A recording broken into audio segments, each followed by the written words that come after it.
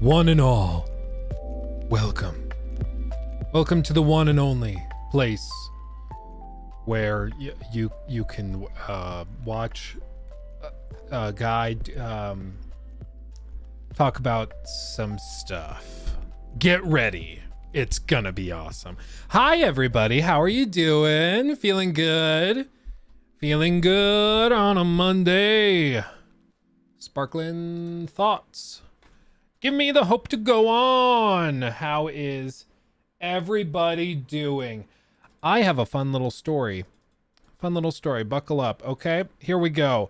So you guys know I went traveling to the great land of Minnesota like a week and a half, 2 weeks ago for 4th of July, visit family, Nikki's grandma, blah, blah, blah.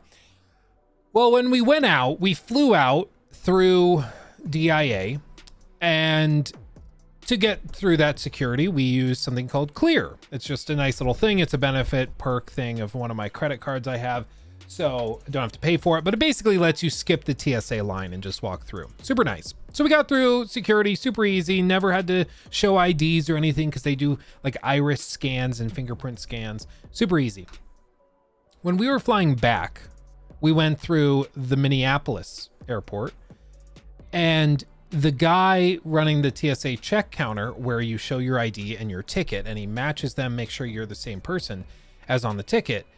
He was like having a lot of trouble with Nikki's ID. It took like 2-3 scans, but we're like, hey, it's a Colorado ID. We're in Minnesota. Maybe that's normal. I don't know. And then he took my ID, and for a solid like 90 seconds to 2 minutes, he just kept trying to scan it, kept trying to get it to go, and could not get it to work. It was really, really weird. And I was like, I wonder what that is. It's a little awkward. We're standing in a big line full of people waiting to get through security at the airport. And this TSA guy is just scanning my ID over and over again. And he's like, it's just not working. I don't know why. Kept scanning it. Wouldn't work. And like Lachlan is starting to melt. Orion's starting to melt. We got 2 kids with us who are losing it. So finally the TSA guy was like, you know what? Your ID matches, all of this matches. You're good. Go ahead. And so as I was walking through security, I was like, I wonder what that could have been. Why was my ID having trouble? It's in good shape. It's not like it's super beaten up or anything. I've never washed it in the washer or dryer or anything. So I was just weirded out. We get through security and everything, and I'm just sitting there and I look at it and I realized that because my birthday was on the 17th of June, my ID had expired on that day because it had been 5 years since my last ID. So I had an expired ID, and I got all the way through security. The TSA guys ended up being very nice and supportive. But yeah, my ID was expired and I had no idea, because when we left, we used the Clear thing where you don't need your physical ID because they use your fingerprints and iris scans and everything. And so I just didn't notice. And so I got through everything and realized as we're like about to board the plane and leave, like, oh, oops, oopsie poopsie. So we were able to leave. We were able to travel still without me being stranded in Minneapolis because the TSA agent didn't know to look at the expiration date, which I thought was a little concerning. You'd think that would be one of the first things he did when he saw it wasn't working, but whatever. In this case, his incompetence actually really helped me. So we were able to get through security, but because my IDs expire now, I can't drive anywhere. I can't do anything because I don't have an ID that's active. Okay. And I'm not going to travel like a sovereign citizen it's not a driver's license. I don't need a driver's license. I'm traveling. I'm not driving. I'm traveling. So I can't go anywhere, can't do anything. So I looked it up. I was like, okay, how do I renew my license in Colorado? It's been like 5 years since I did it. And in case you're not aware, in Colorado, since I got my ID last time, they've done a ton of improvements to the DMV system. It's actually pretty chill. It's super quick and easy. You walk in, you do your stuff. It takes maybe 5 minutes. It's like kind of awesome. The stereotype is that the DMV sucks. Dude, this is actually like super chill. However, They also passed a new law thing that specifically states that I have to get a vision exam within 365 days of renewing my license. My last eye doctor appointment was like a year and a half ago. So I'm like, okay, I can't drive anywhere because my ID is expired, and I can't get a new ID, even a temporary one, until I've had an eye exam. So Nikki and I like coordinated our schedules, and this morning we went to the eye doctor. We get the appointment, we walk in, we're doing our thing, and then they're like, oh, so we know our website lists your insurance as covering our services and stuff, but that's changed. Corporate just hasn't updated the website, so we can't actually accept your insurance. And then they just stood there and stared at us. It was really, really awkward. We have Lockie and Ori next to us, and they're just like, yeah, we can't accept your insurance. You'll be out of network. So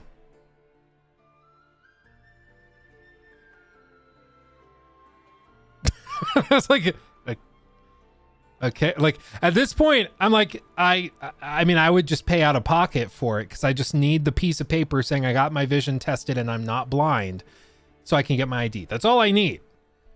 But they were like, no, well, you should just go to an eye doctor that's going to accept your insurance.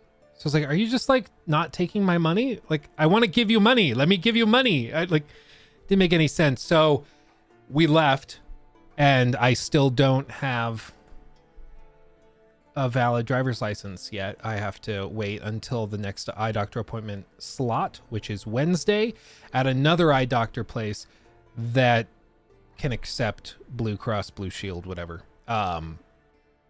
It's just frustrating. It's dumb. It's also my fault. I should have seen this coming. It's just like when you have to get your ID updated every 5 years, you're like, well, or maybe it was 7. I mean, it's been a long time. I think it's probably been 7. Well, no, because I got a new one when I turned 21. That makes sense, because I turned 26, so I got a new ID when I was 21 so I could drink. Then it moves horizontal. Okay, it was 5 years. But when you have to update it every like 5 years, you just kind of forget when that's coming. Because when you first get it, you're like 5 years from now is forever. I'm not even going to process that. And then like 2 years go by and you check and you're like, still 3 years away. I'm good. And then you just kind of forget about it. It's a whole thing. Nashman, by the way, thank you for that £5. Appreciate you, my friend. Hey, Luke, just wanted to know what you are playing at the moment. At the moment, I've actually been preparing to play some Baldur's Gate because we're going to talk about all the stuff that game is doing. But I've been preparing for that. As for video games themselves, I'd say right now I'm still working and kind of chugging my way through Tears of the Kingdom. I am playing occasional Fortnite with like brothers and Nikki and stuff. It's just a good vibe out game. I'm a little burnt out on it, but that's okay. And as for other stuff, Dave the Diver, been having fun with that. Dave the Diver's always awesome. Yeah, super chill. In Missouri, it's 7 years after your 21st birthday. Mine holds for 10 years. There's one state where they never expire. Because when I was working at Best Buy and I had to verify a guy's ID to check for like his Best Buy credit card or whatever, his ID was from like 1987 or something. And the thing was like falling apart. It was really weird, but we looked it up and he's like, yeah, they don't ever expire. You don't have to, maybe it's Montana or something like that. But yeah, just weird. Dave the Diver is on PC. Yes, it's weird. It's like a roguelite mixed with a restaurant sim. It's weird. It's quirky, but it's fun. They've sold over 1 million copies already, and it's a very niche, weird game, but I've been having fun with it. And it runs great on a Steam Deck or ROG Ally if you have one of those. So as far as handheld gaming goes, it's phenomenal. I have not been able to get Baldur's Gate 3 working on the ROG Ally. I've seen some people are able to get it working. I've not been able to get it to work. It's really weird. It doesn't recognize like the controller inputs at all. It's a little strange. Some people were saying like, oh, you'll need to go and like buy a mouse and keyboard. I'm like, if I have like, what's the point of having a portable handheld device if I have to bring along a mouse and keyboard? Come on. Dave the Diver's going to be on Switch later this year, according to the devs. Yeah, that's a slam dunk. It's just good fun, and there's a lot there too. Just when you think like, okay, I might be running out of content, this is getting boring, they open up a whole new phase, all new area, new mechanics out of nowhere. I thought like I'd seen most of what the game had to offer, and then they introduced like fish farming and stuff. So you can just like farm fish eggs, and then those fish eggs grow, so you don't have to go seeking out fish for cooking. You just have that generated, so the only stuff you're seeking out is bigger, crazier stuff. It's pretty good. Did you look at the DM I sent? Also, I still can't believe I was thought of as a scammer. I mean, I'm Indian, but still. Yeah, well, I looked at it, Rocky. Your username in Gmail, it pops up as like Rocky with like 7 Y's. So I can understand how somebody might see that and be like, is this actually a like actual representative for Luke? So like, I kind of get it. I think I will actually just sign you up, or sign up a secondary email, like mods at, you know, Steven's Entertainment, whatever. Because it's like $6 a month, and then that'll look way more official, and I think that'll just work. Would you recommend getting an Xbox? Like, how much do you play it? This is specific because I have a gaming PC, okay? If I did not have a gaming PC, my answer would be different. With a gaming PC, with Game Pass Ultimate, you can play everything that's on Xbox at higher fidelity, and it's fine. And you can, it's also a PC, like you can do whatever you want. Whereas an Xbox is just an Xbox. So personally, if you have a gaming PC that's decent, you probably don't need an Xbox, just being 100 with you. Unless you also want to play like at your TV in your living room or something.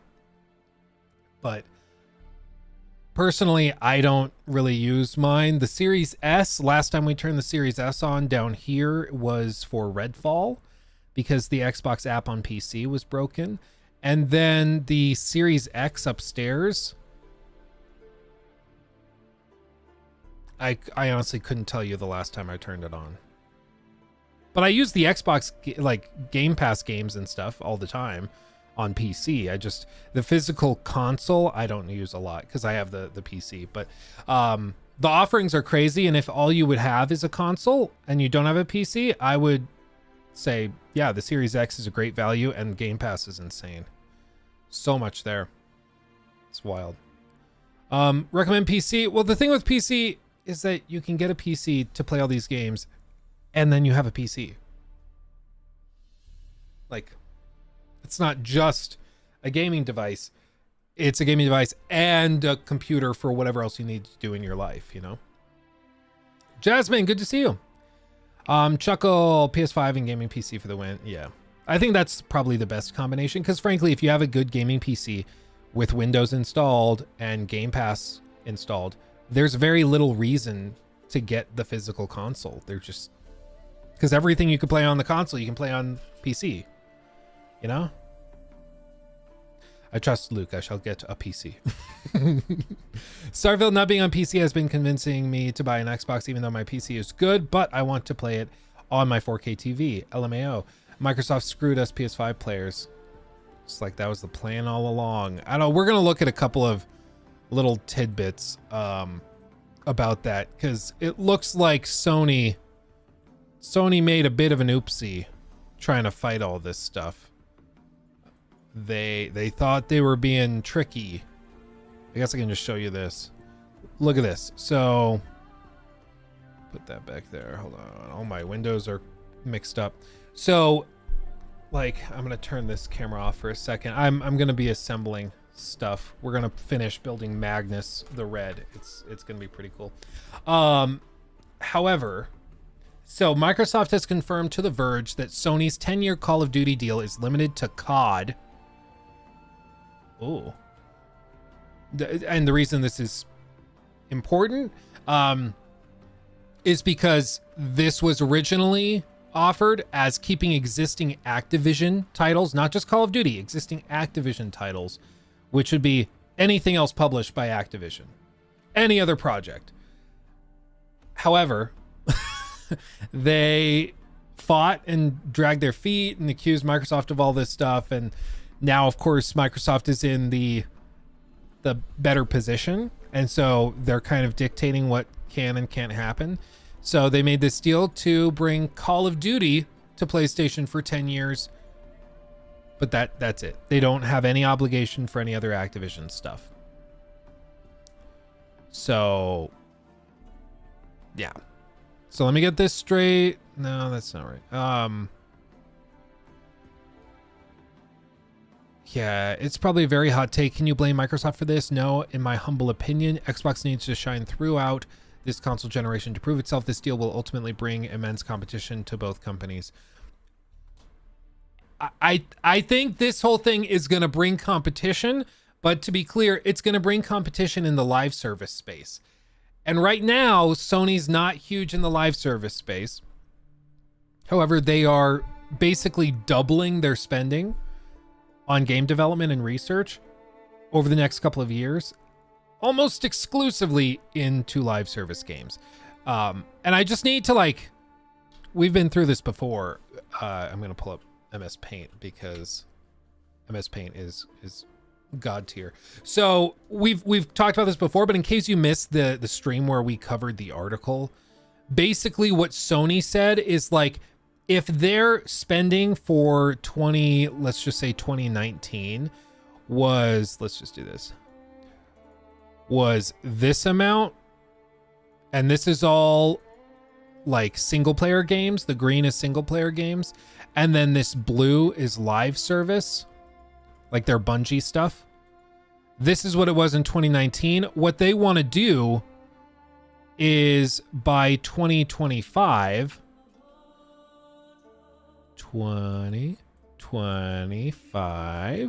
they want to basically double their spend like this. So all of this becomes live service.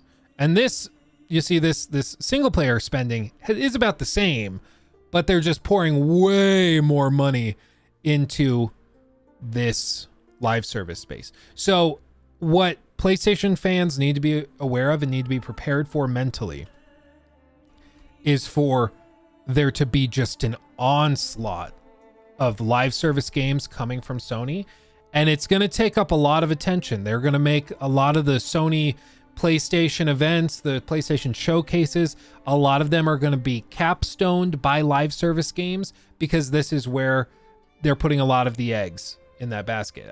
Just because there's so much potential money to be made in that space.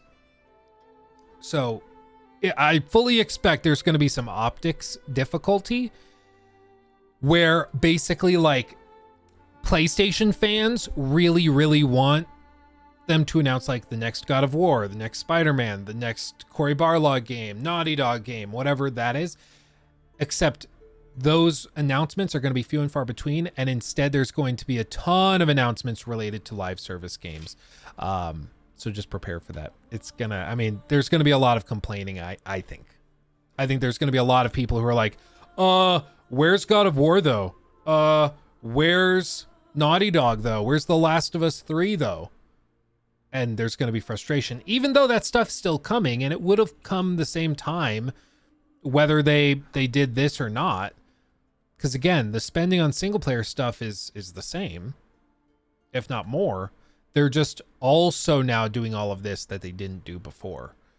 But this is going to take a lot of the focus for the next few years. And we even saw it at this last PlayStation Direct, where I always forget the name of it because it's so freaking forgettable. What's the name of that live service game they announced? It was Foursquare or Fibbly Flop. What was it called? It opened their show. I need chat to help me. It opened their show. No, not the Splatoon ripoff.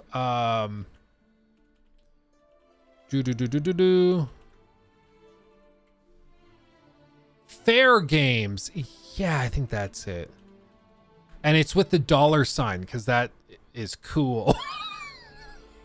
It's so dumb, dude. It's so stupid. Look at this. Look at this. Where'd it go?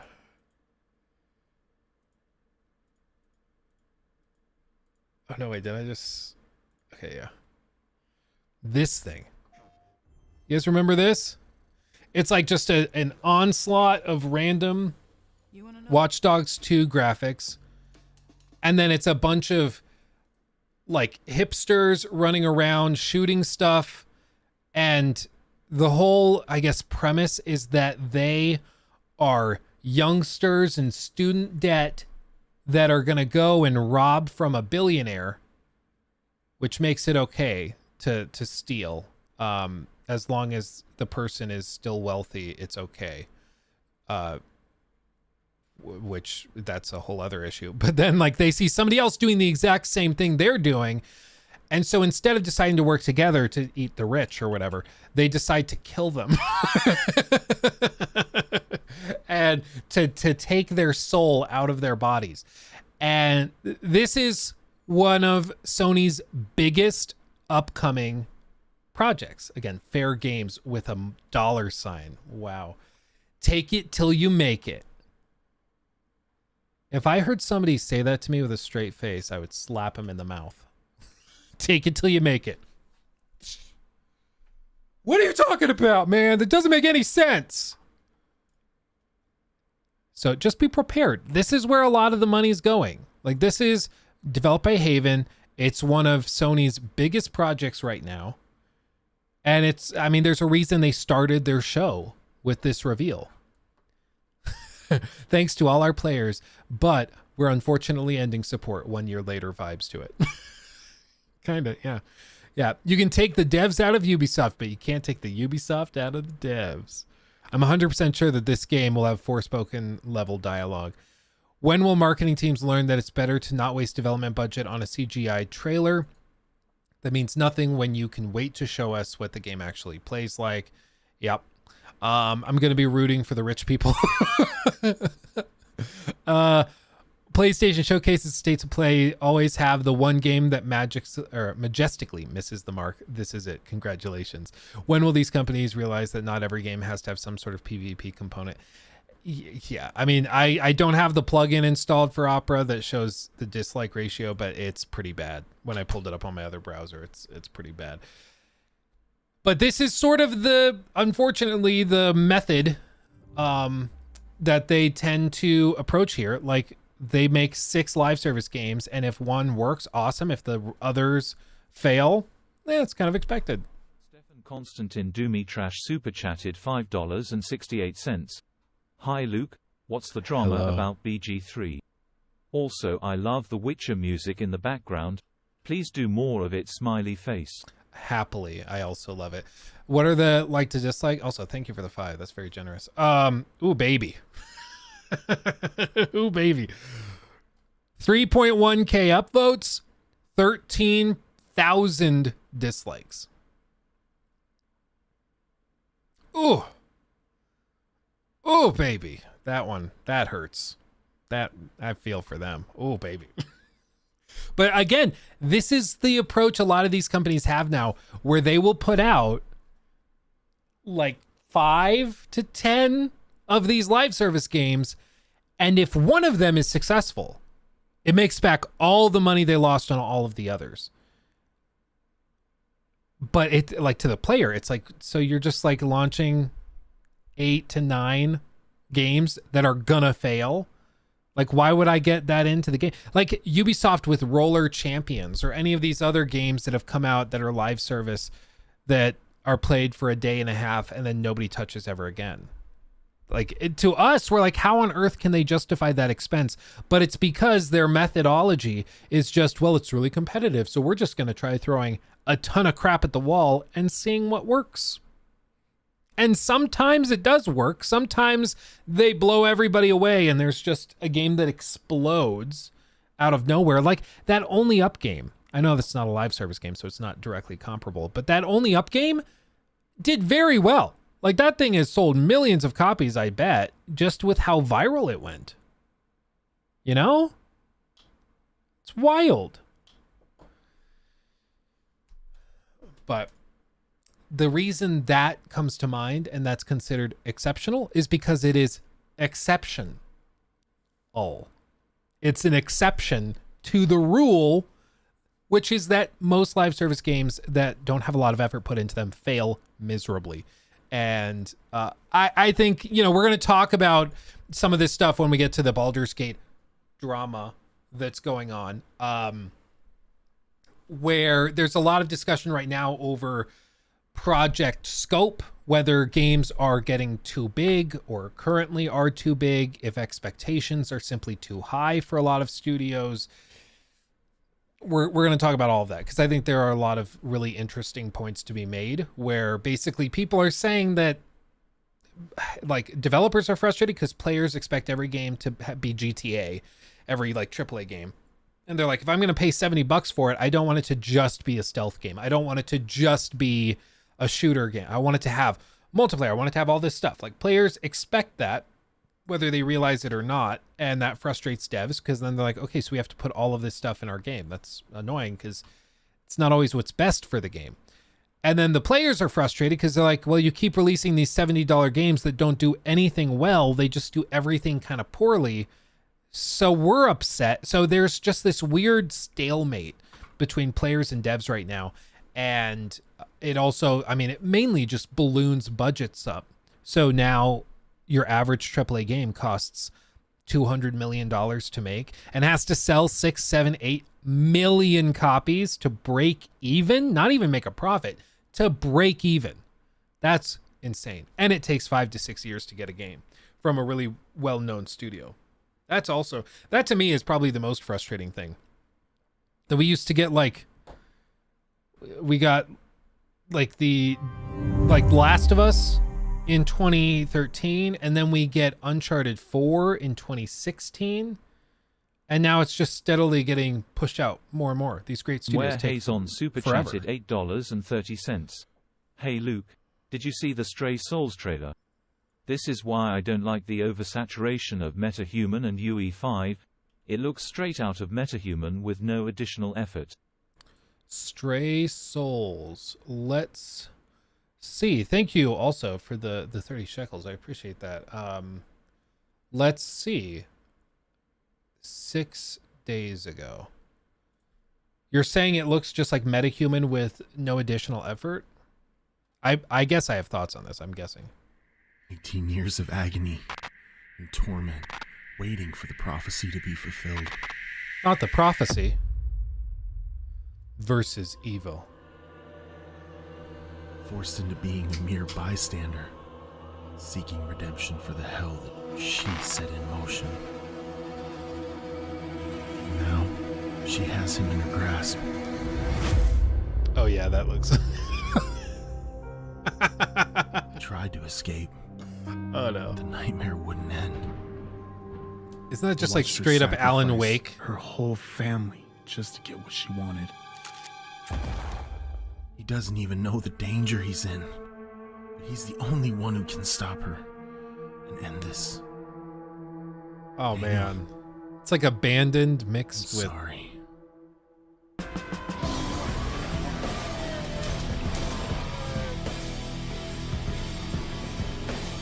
Okay.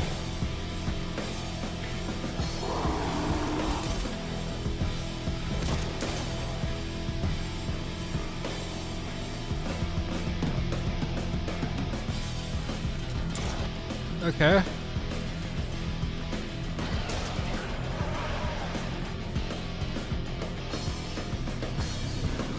I see what you mean. I see what you mean.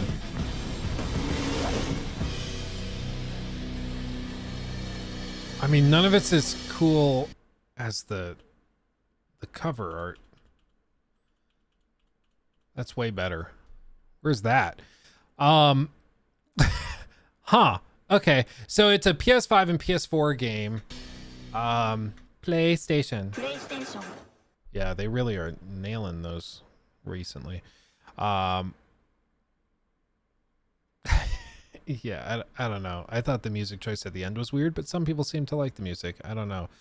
Prince of Persia, Warrior Within vibes are strong in the OST. Okay, people are talking about the music. Something's wrong with me. I thought the music was really weird, but I guess maybe they're trolling me. I don't know. I do think there is going to be a flood of games kind of like this, where it's clear they're using free assets off of the Unreal Engine store. The facial animations are really weird and poor. The movement animations are just kind of weird. The human models are all metahuman. It's definitely going to flood the market here, especially in the indie space, because you can, like, Unreal Engine 5 is a phenomenal tool. It's a great tool, but it takes an artist, somebody that really knows what they're doing, to use a tool properly. Like, have you seen what some of those guys can do with a pair of scissors, where they cut like silhouettes or crazy complex designs in a piece of paper just by folding it up and cutting it around? It's like the scissors are just scissors, but in the hands of a true artist, they can do something amazing. MetaHuman is a tool. Unreal Engine 5 is a tool, but it takes an artist who knows what they're doing to turn it into something worthwhile. And unfortunately, the Unreal Engine tool set is just really, really impressive. So it can make like screenshots that look really good, but when you see stuff in motion, you realize, okay, no, the standard's a little bit higher. It's not as easy as just plopping stuff in, you know? So I do think that's the thing. And actually, I spoke to, some of you guys were here for it, I'm sure. We did that interview with the director of the Titanic Honor and Glory project. You guys remember that? It was maybe a couple months ago or a few months ago.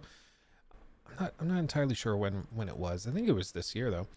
And that was really, really fascinating, because one of the questions people had for the project was whether they were going to be introducing like humans on the bow of the ship while you explore it or something like that. So you're walking around, you can see the actual people. It's represented just how dense the ship was. And one of the questions was why they didn't just use like the metahuman and generate all of these different people with metahuman. And what he said is they had investigated it as a little studio, and what they found was metahuman was a phenomenal tool. However, it made everybody kind of look like siblings. And so he's like, it's a great tool, but for what we're doing, it didn't really work. I'll read those super chats just a second, guys. I just don't want to lose my train of thought. And so he's like, in the context of this story that we're telling with the Titanic, where it's people from all over Europe that are coming together on this ship to go find a new life in America, and then the wealthy aristocratic elite, you know, also in first class. He's like, we could use metahuman, but they'd all kind of look like brothers and sisters, and it just wouldn't really work great. And he said also, it's not great at making people from other time periods. All of the haircuts, all of the teeth, everything are designed to be like modern first world citizens, where they have very nice teeth and their hair freshly cut, and it just doesn't work if you're trying to represent like, okay, this person worked as a field hand or a ranch hand and is missing half his teeth and hasn't had a haircut in 6 months. It's just not built for that. So the metahuman stuff, I think, is fair to call out. But the good thing is it has a stink to it that people recognize pretty quickly. Like, you guys look at that trailer and it just doesn't sit right, you know? It just doesn't sit right. So you're like, there's something off with this. There's something. And so it's going to be unlikely that they can sneak anything past you like that. Nashman, real quick, do you trophy hunt, Luke, or don't care for it? For some games, but it's really, really rare, just because I don't have enough time really to get super into trophy hunting. But every once in a while there will be a game where I will like 100% it, but it's certainly rare, very, very rare.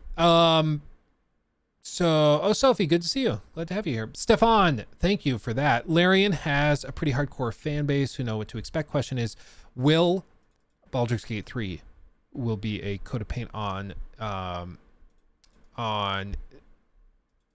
crap, what is it? DOS on shoot, dude, I've played it. I haven't installed. DOS. Why is my brain melting right now? Divinity Original Sin. That's Jesus. My brain just melted when I was trying to think of it. Divinity Original Sin 2, or original enough to earn the Baldur's Gate name. My understanding is that there's enough that's new and unique, especially in the universe, which is the same universe as D&D, that people feel as though it's unique. And you know, Divinity Original Sin 2 was phenomenal, but I've met so many people who are like, it is such a great game, and I have never finished it. played it for like 50 hours. Always blown away at the variability, at the branching storylines and plot lines, and I've never finished it. And I think that's really interesting because it's a lot of people that have told me that. Yeah, chat's like, oh my god, Luke, it's Divinity. Jesus. Let's see. And Greg, thank you for the 5, my friend. Please, please, please review The Last Hope. Talk about an artist using scissors on themselves. I need a good laugh, and your takes are excellent. I've wanted to do it. Did we ever figure out if you can play it on PC? Or is it only on Switch? Honestly, we'll make money on the video, I'm sure. Like if I title it a serious review of The Last Hope or something. I'm surprised it hasn't been like... I'm surprised it hasn't been taken off the store. Oh no, is it? No, it's a different game. The one on Steam is a different game that's listed for 39 cents. Yeah, so I guess I will have to buy it on Switch. Bummer. I don't want to give the guy any money. That's why. You know? I tried finding the ROM. Yeah. I mean, how much is it listed for on Switch? Does anybody know? Does anybody have their Switch on them to check the eShop? Because I think it'd be really, really funny to do a video on it. It's almost 15 bucks, dude. I just don't want to give the guy any money, but it would be really, really funny.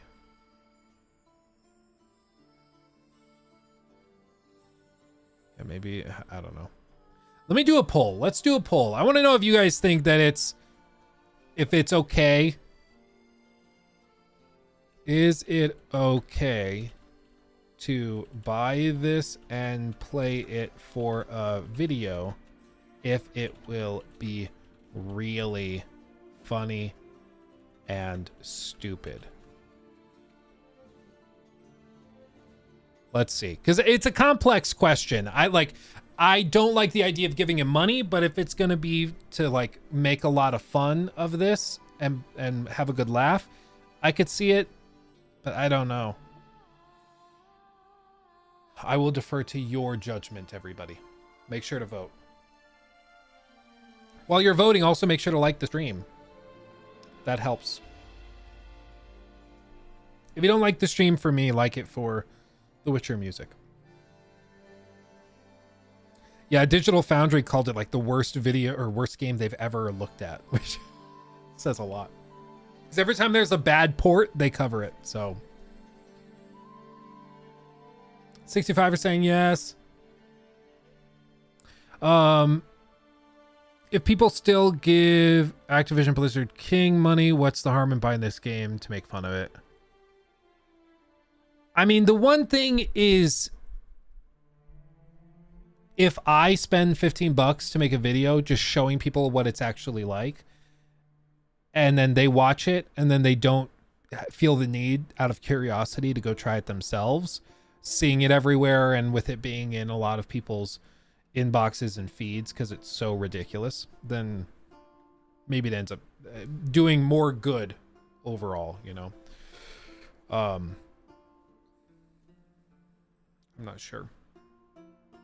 Anyway, Nashman, thank you also for the £2. Appreciate you, my friend. Speaking of Prince of Persia, did you play them? I think I played one back in the, like I don't think I ever finished any of them. Because that was kind of before my time. I was playing chess when those games were big. And yeah, Rocky, I've got it. Twitch got, just gonna, okay.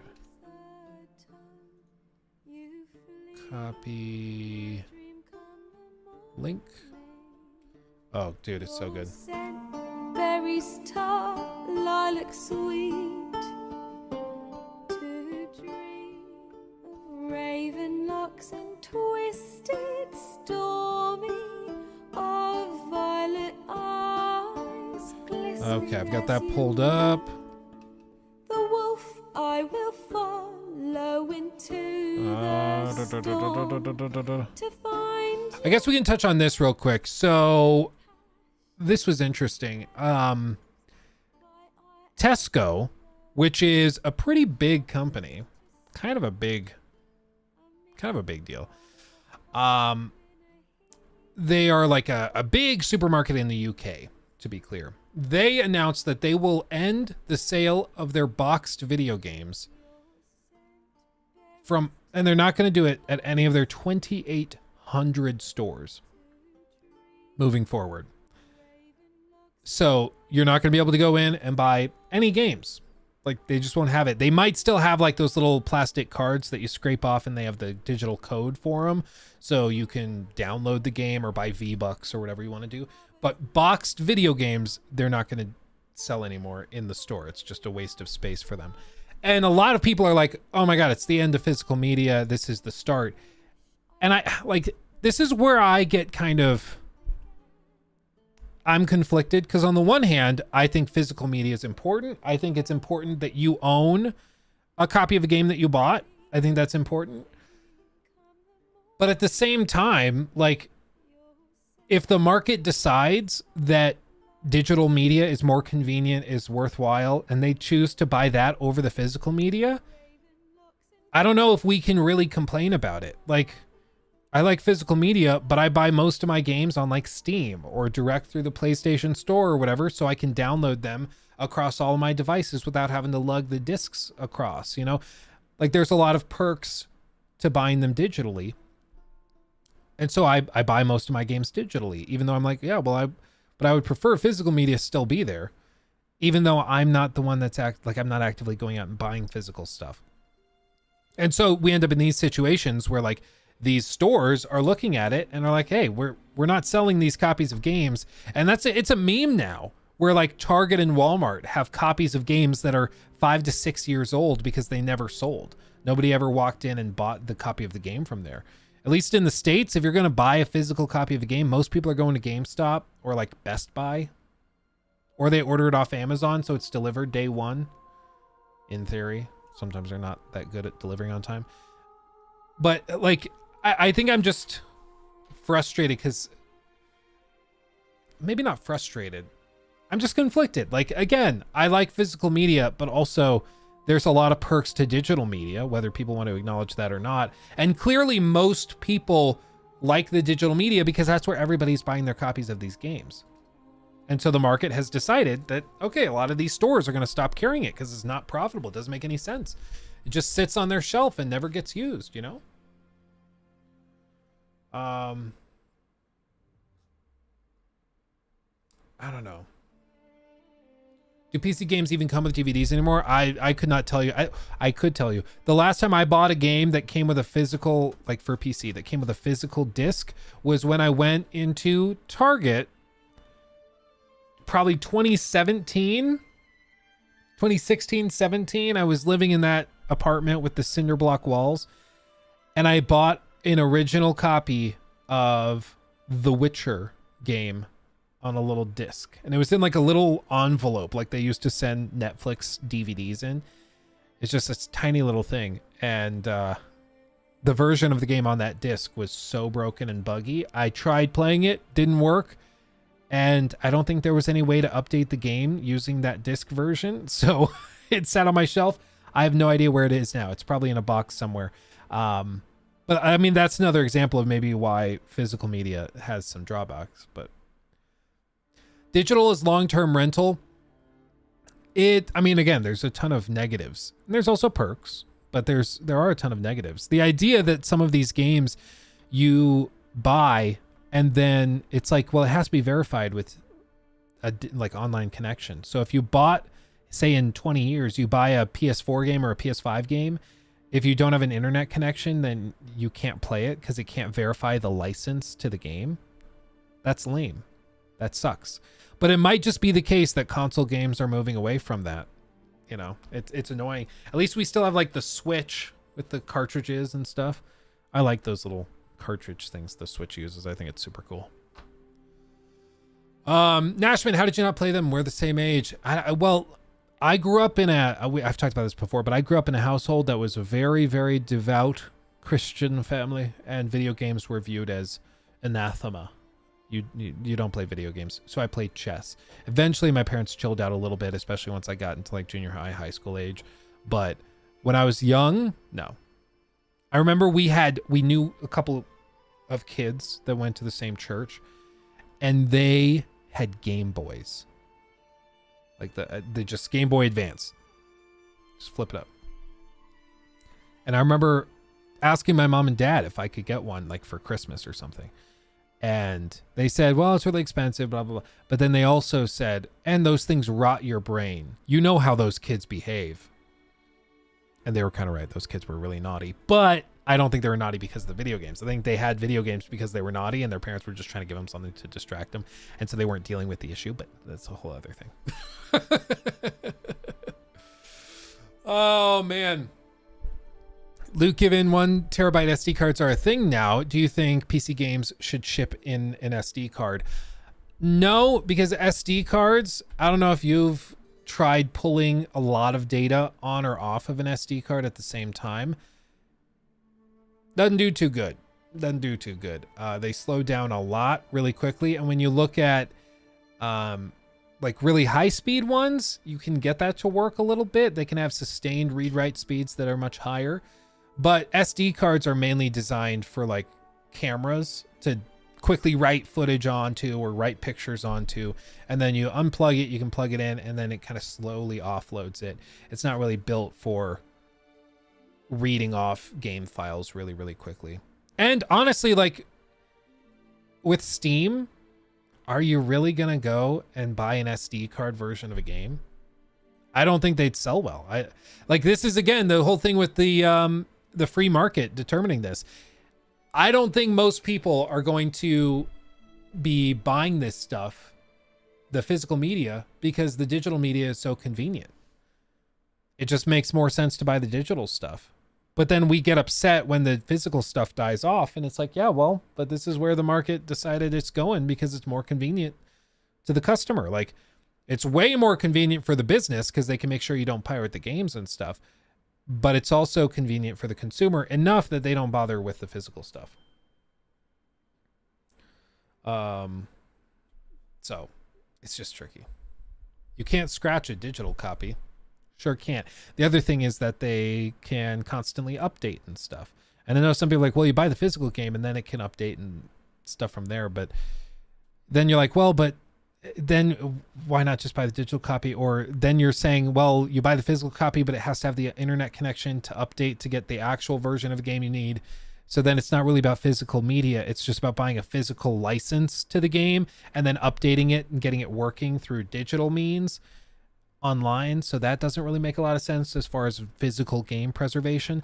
And then beyond that, people will then counter and be like, well, but back in the day, you bought a game for your Atari or for your NES and the game was what it was. It shipped as it was and the game was finished. And I'm like, that's awesome.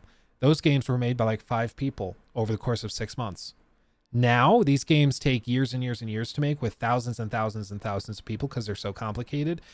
And they are like, they're like the Golden Gate Bridge held together by toothpicks and duct tape. Like it's amazing that any of these games ship at all.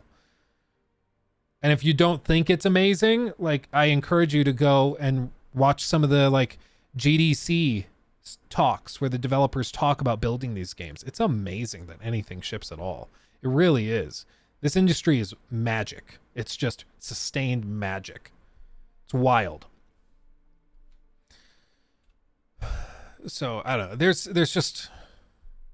There's 2 sides to every argument. And in this case, I think both sides can make compelling arguments. I think digital media is very convenient, which is why most players are choosing digital media, which is why physical retailers are getting rid of physical media because people aren't buying it. It's the same exact thing that happened back in 2012, 2013 when DVDs started going out. Like I remember being young and watching, like I was still in junior high school. And I remember watching a video with my dad because he had it like up on his laptop or whatever he was doing.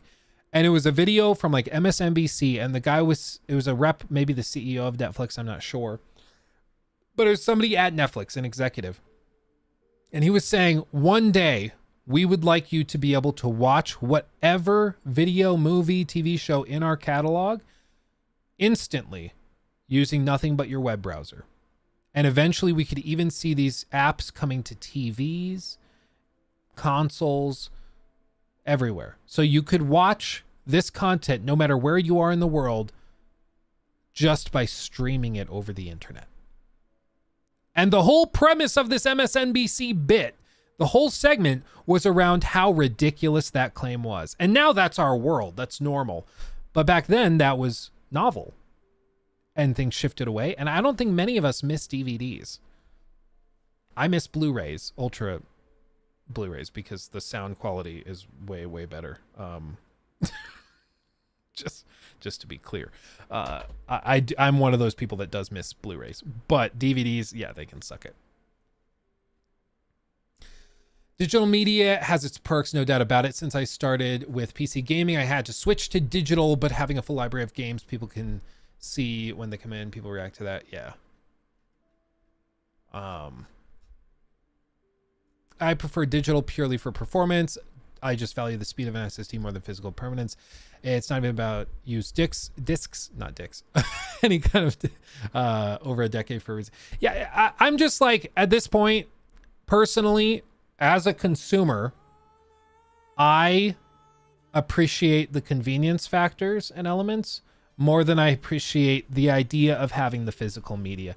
I have this physical media down here, Blu-rays, PS4 games, Xbox games, Switch games. I have those. I couldn't tell you the last time I pulled a disc out of one of them to play something. I have no idea. It's been that long.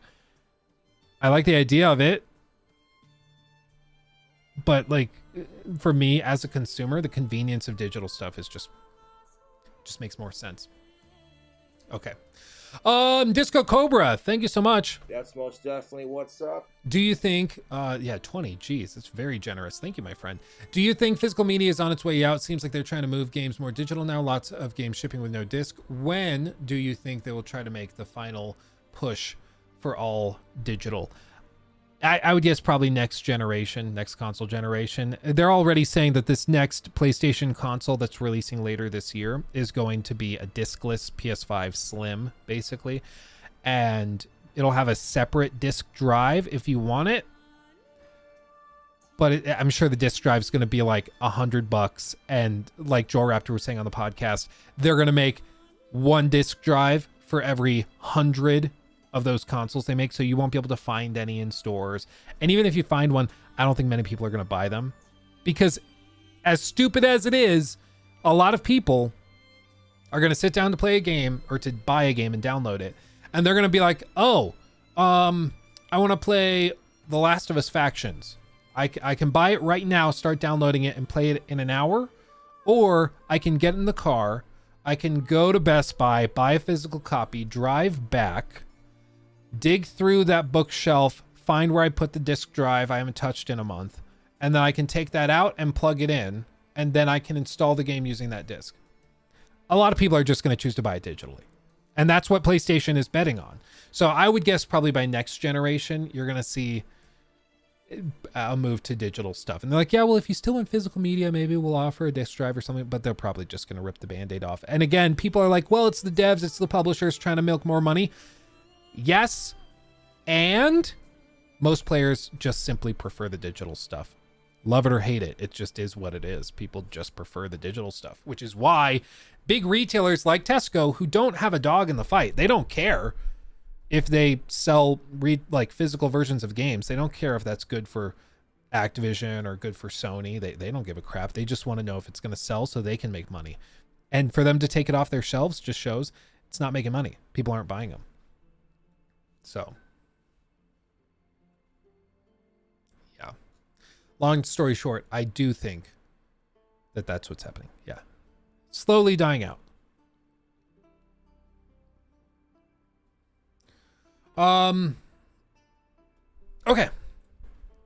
Okay. Should we get into this discussion of the Baldur's Gate stuff, and then we can shift forward, look at the video Rocky sent over.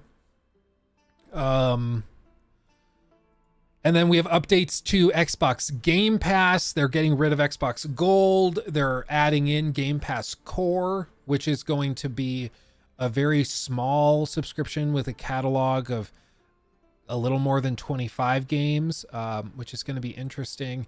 There's news about Codename Jade.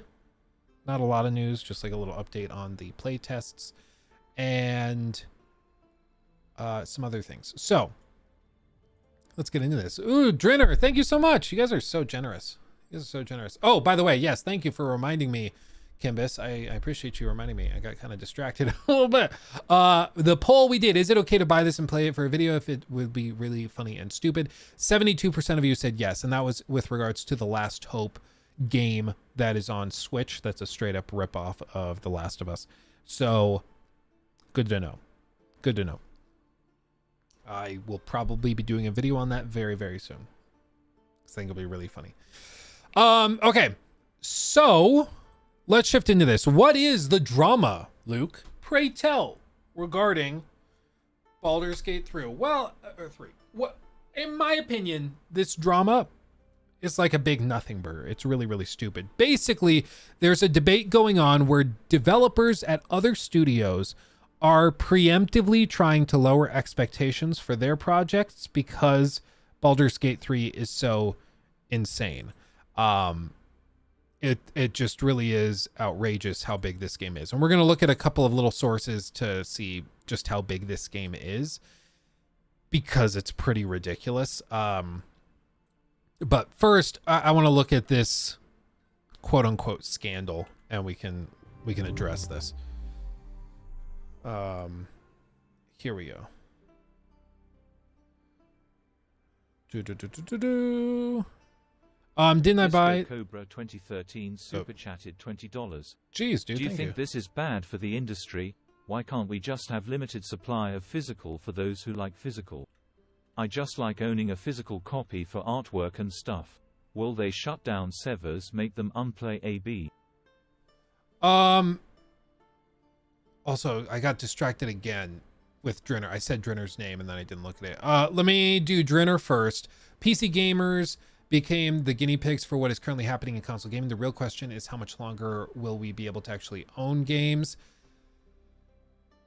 I do agree they've kind of become the guinea pigs, which sucks. As a PC gamer, it's really annoying that PC gaming is such a low priority for devs that versions of these games are constantly launching broken.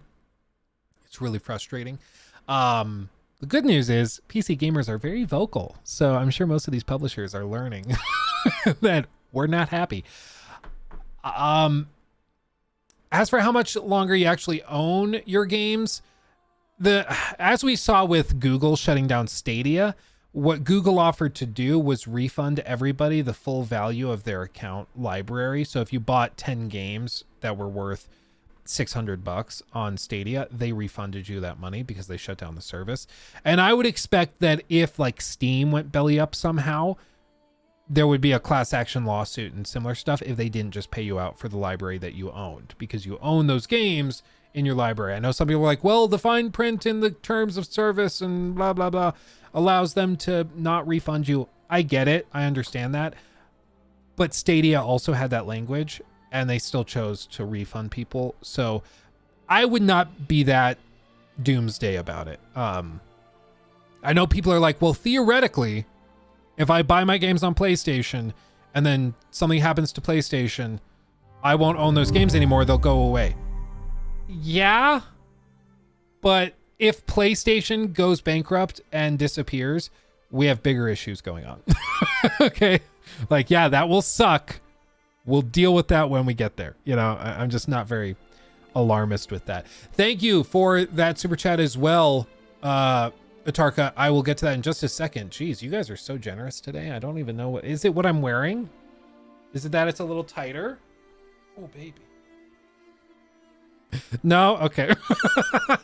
That's not it. Okay, I didn't think so. It's just kidding.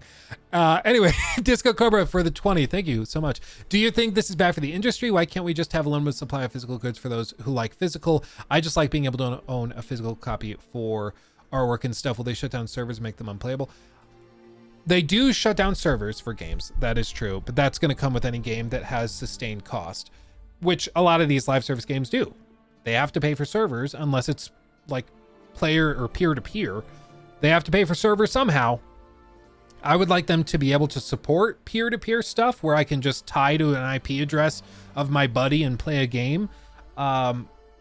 But yeah, it's just, we can hope that that happens, but it's just a fact of reality. As for whether it's bad for the industry or good, I think personally, I don't think physical items related to games will ever completely disappear, because frankly, collector's editions make stupid amounts of money, and they're physical versions of the game. They might come with a game code, but it's still a physical representation of the game. It's still a physical art book, physical statuette, things like that.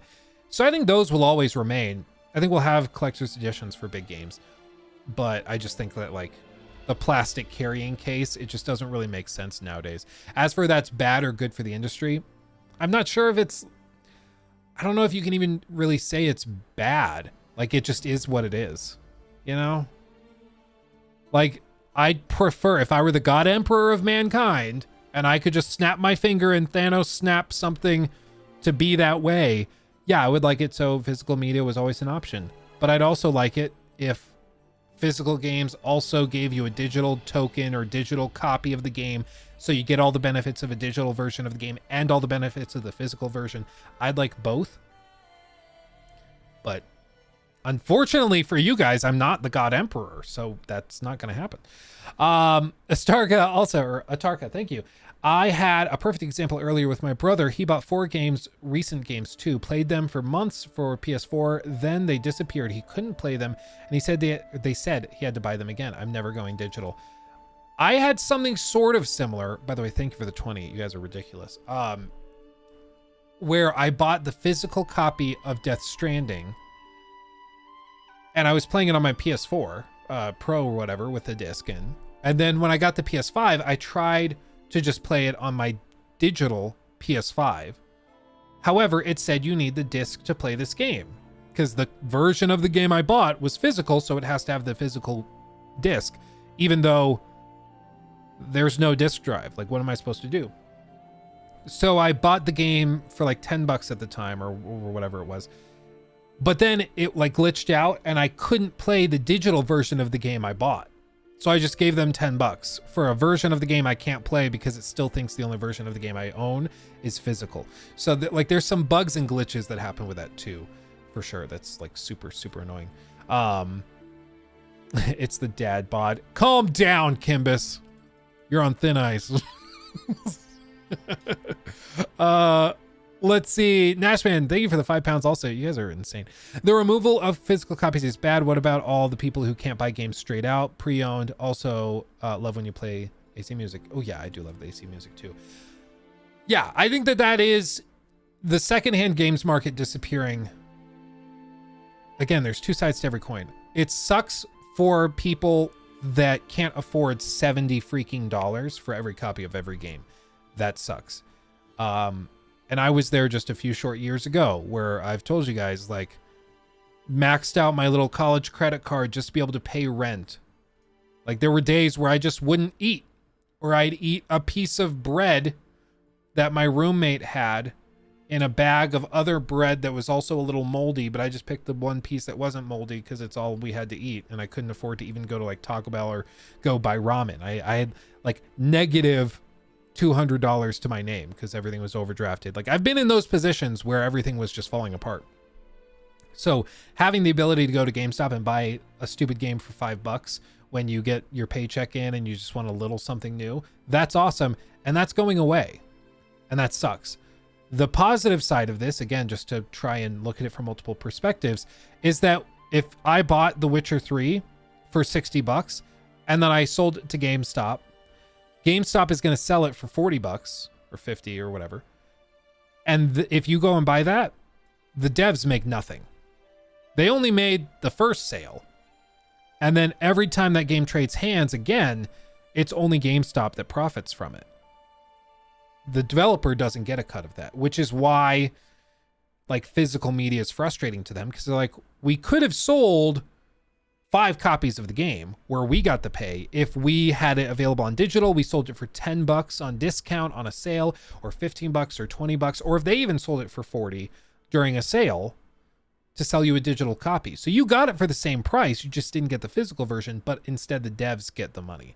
So that is one perk of the secondhand market going away. But all told, I think the secondhand market going away is more negative than positive, frankly. It just sucks that probably in 10 years we won't have places where you can just go buy modern games secondhand. Luke lived in the hood. I made my own hood. Oh man. Okay, let's see.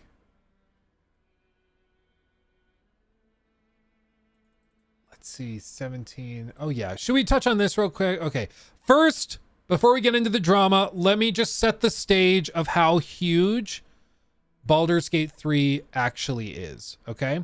Because the game is ridiculous. This is a video from the one and only Fextra Life.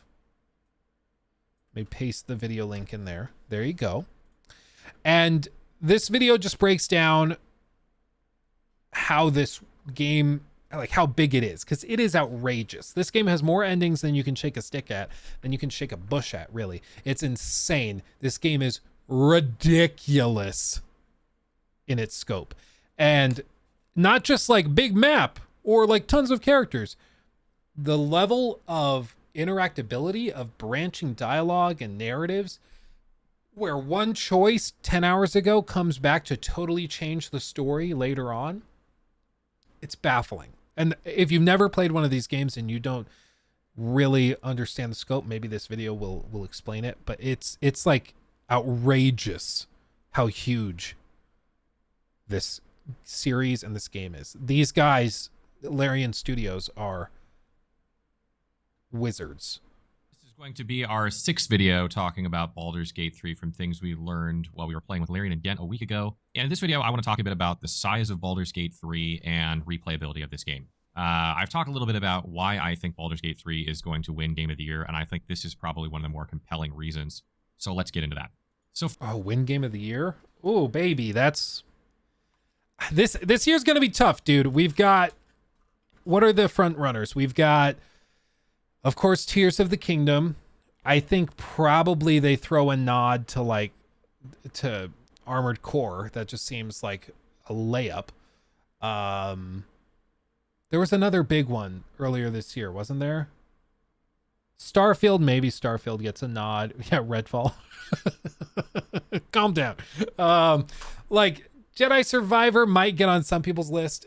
Diablo 4, I think, definitely gets nominated. Hogwarts Legacy, that's the one I was thinking. Hogwarts Legacy is going to be the tricky one. It might get nominated. I'm not sure if they let it win. But when you talk about like Person of the Year, you know how Times does that thing where they name Person of the Year, and like Adolf Hitler won Person of the Year back in, was it 39 or 33 or something?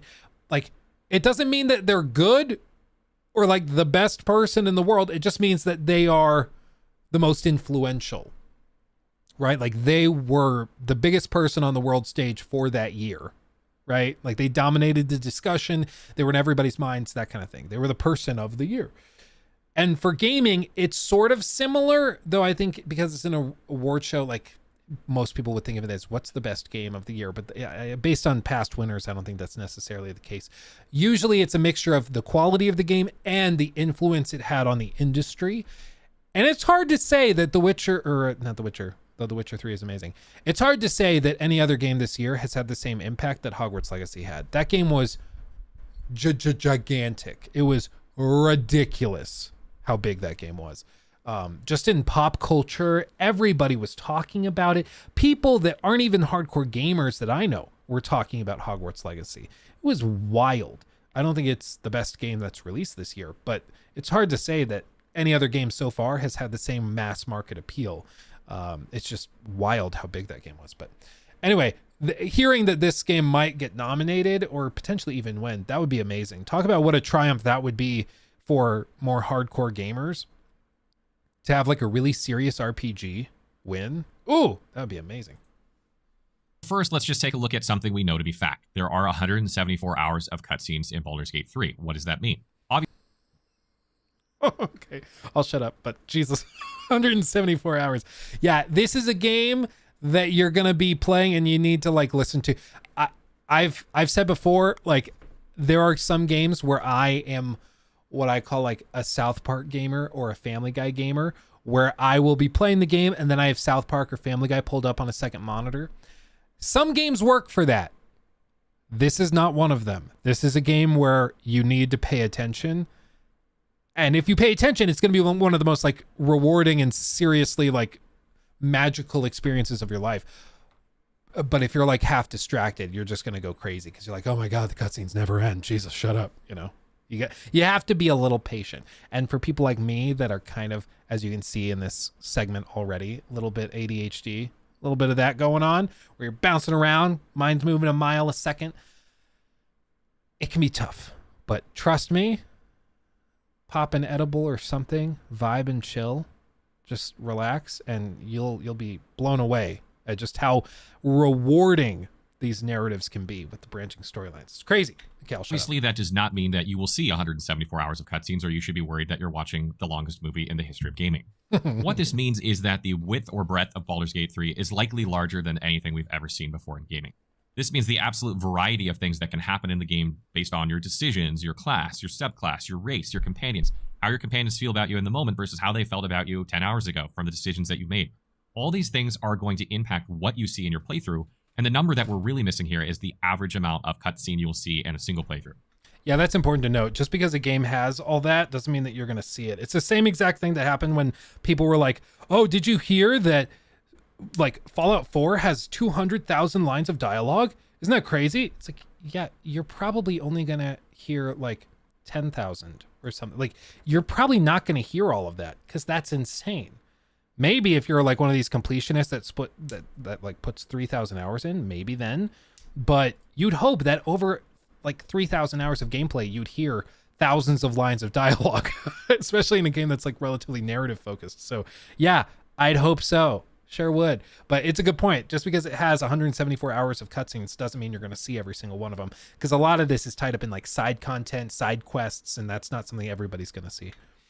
If we had that number, we would have a much better idea of gameplay hours, but you'd also have a much better idea of possible variations. Now, I expect a lot of people to have similar playthroughs with subtle differences. That's probably going to be the case for a lot of people, particularly people who are going for like a good playthrough. They will probably have very similar good playthroughs, but not everything's going to be the same, right? Because their companions are going to be different. The class is going to be different. Their race is going to be different. These are real quick. I want to know from chat, everybody, can you tell me what your typical playthrough is? Do you just kind of float by and do what's kind of what feels right in the moment? You're kind of role playing as yourself, or do you go into playthroughs of games like this with a very specific archetype in mind? Because I've gone through and done like Jesus playthroughs or Satan playthroughs where I will play as just a maniac, or I'll play as Jesus, you know, where I'm just going around and I get really into whatever the in-game religion is, and I'm just like, I'm a pacifist and I don't do anything bad. Like, I've tried all those and they can be pretty fun. You can get yourself into some really wacky situations doing that.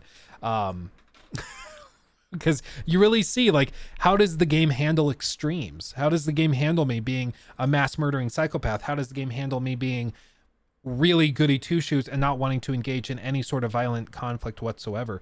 Some games are really good at handling it, like Fallout New Vegas, for example. Other games like Fallout 4 are really, really bad at handling those extremes. Like, you try to kill main story characters in Fallout 4, it just doesn't work. It just breaks. You know what they say, kids? Cut towards yourself always. That's how you make sure the knife's sharp, right? They're going to change some of the encounters they have and how they're handled. In my discussions with Larian, like in terms of the game's length at the event, I was told between 60 to 80 hours of gameplay clear a single playthrough. I think we can all expect more than that. I think this is a modest number from what I've seen so far. We know that early access is about a quarter of the game. Early access, my first playthrough took me about 30. Whoa, wait. Early access is only a quarter of the game. Dude, I dipped my toes in this like a year and a half ago, whenever it was, I don't even remember. But I saw the Baldur's Gate 3 stuff, early access. Oh, that's probably worth a try. And so I popped in, I played a handful of hours. And then I was like, this is so good. I'm going to wait until the official game comes out, because I probably just put in maybe a quarter of the early access stuff. So I'm probably, starting to see spoilers and stuff. I'll just wait till final release. And you're telling me that is only like the whole early access is only 25%. So I only dipped my toes in. I probably didn't even get out of the introduction or the prologue. That's madness, dude. That's ridiculous. Hours, and I was being thorough, and I'm still sure I missed stuff on my first playthrough. So I think if that's a quarter, you're probably looking at 100, 120 hours-ish on a single playthrough if you're a very thorough person who just doesn't rush the game. And obviously, probably if you're playing Tactician, it might be a little bit slower. You know, depending on how good you are at combat, these things can fluctuate a bit. But if we're just, you know, factoring in what we've been told so far, I think you're looking at somewhere around 100 to 120 hours of gameplay for a single playthrough, which is about roughly what DOS 1 and DOS 2 were in a playthrough as well. So that sort of makes sense to me in terms of the length of the game. And you might be thinking, That's well, madness. with 174 hours of cutscenes, it's got to be longer than that. There's no way a playthrough plays that. But again, I think this 174 hours of cutscenes just means that unlike DOS 1 and DOS 2, even though there were a myriad of ways you could handle different scenarios, I think that it's more about the path that you take. There are a lot more paths. You know, maybe in DOS 1 and DOS 2, there were 5 paths you could take to get to the end. Maybe there are 10 paths or 15 paths or 20 paths or, you know, and I'm just talking about core paths here, not like the little details that change, which we know this will be different from playthrough to playthrough. But I'm just talking in terms of directions you can go, ways you can get to the end of the game. I think the difference between those games and this game is really that there's going to be more ways and more freedom to play through Baldur's Gate 3 than in DOS 1 and DOS 2. And something that was really interesting is I spent some time talking to Crystal, who's one of the lead writers on the project, and she's working predominantly on the ending of the game. And she's been working on that for 6 months, right? Just the ending of the game, which is incredible. And I just don't even know where you start. Like, if you're working on one of these games, what do you even do? You sit down, you're like, okay, we're gonna, like, do you start at the end and then work yourself backwards? Do you just kind of write it and then see where it goes? I don't even know, because there's just so much here, so much to account for. It's madness. Maybe they do just kind of stumble their way through it. They're like, yeah, we'll figure it out. I don't know. Oh man, it's just outrageous. asked her, how many variations of the ending are there? And she told me that there were 17,000 variations of the ending. Now, that was the exact number she gave me, 17,000. Now, we know that that's not going to be like the main story. There isn't 17,000 main story endings, but that's obviously factoring in all the permeations and variables that a player can have. So there are essentially probably something like 17,000 different possible endings based on the decisions that you make. So that means 17,000 people could theoretically play and see something different on the ending screen. Now, that is a completely staggering number. And obviously, yes, it is. I want to be clear here. We've given like Todd Howard crap because he said that Fallout 3 had 200 different endings. And if you've played Fallout 3, you know there's like 2.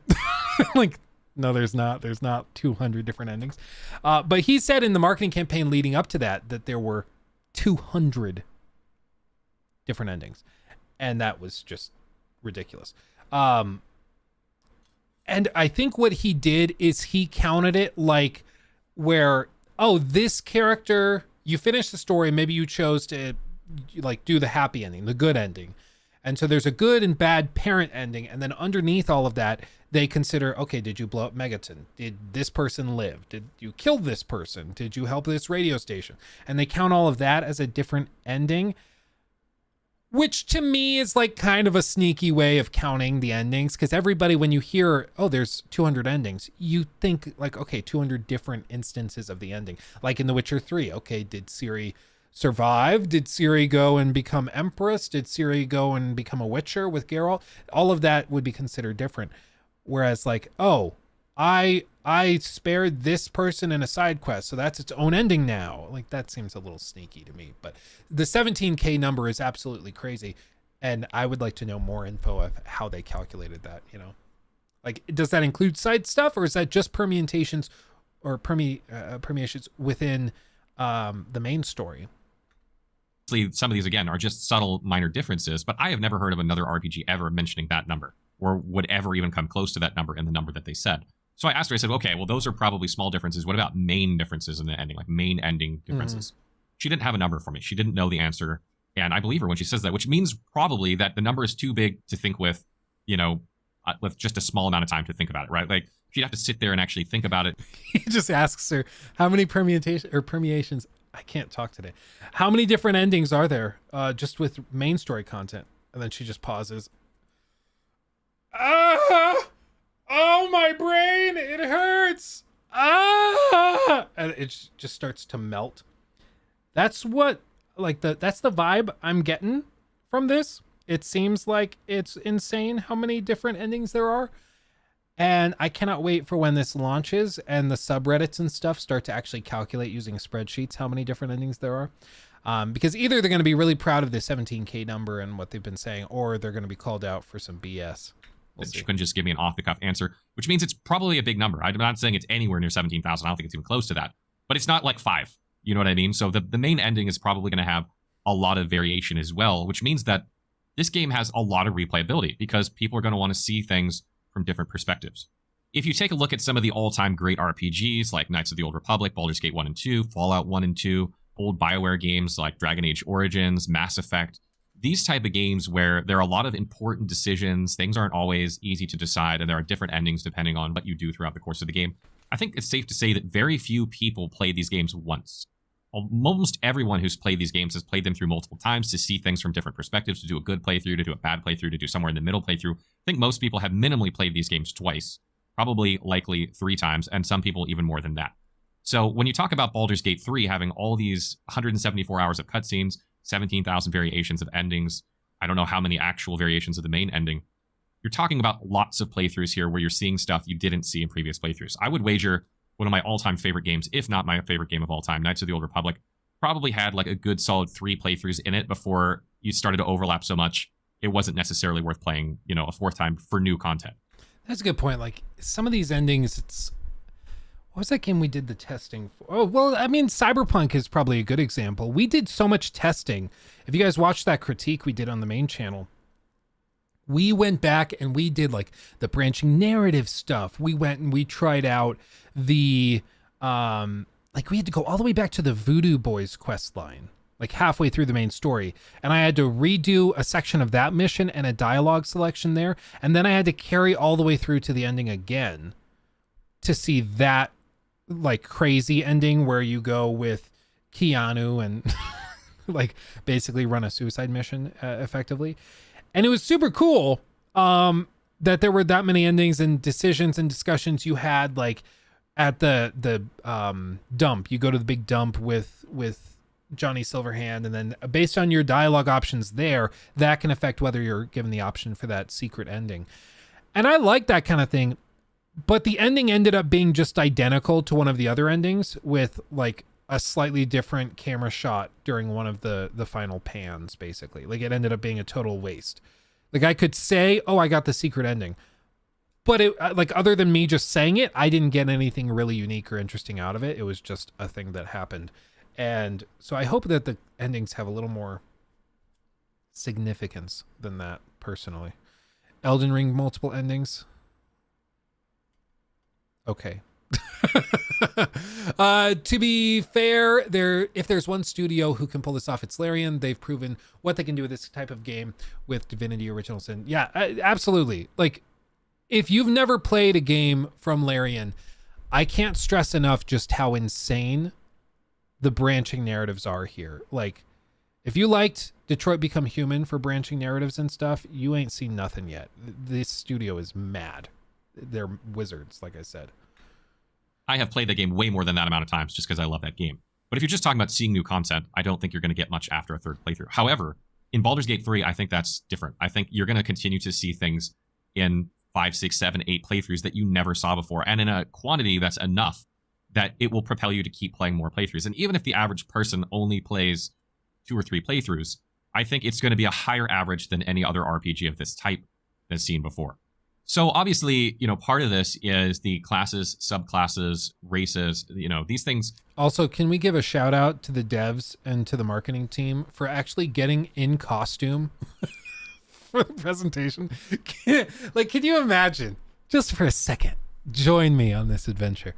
Imagine if for the Starfield reveal, Todd Howard just walks out really clunkily onto like their little stage in a spacesuit, and it's like so puffy he can't walk right.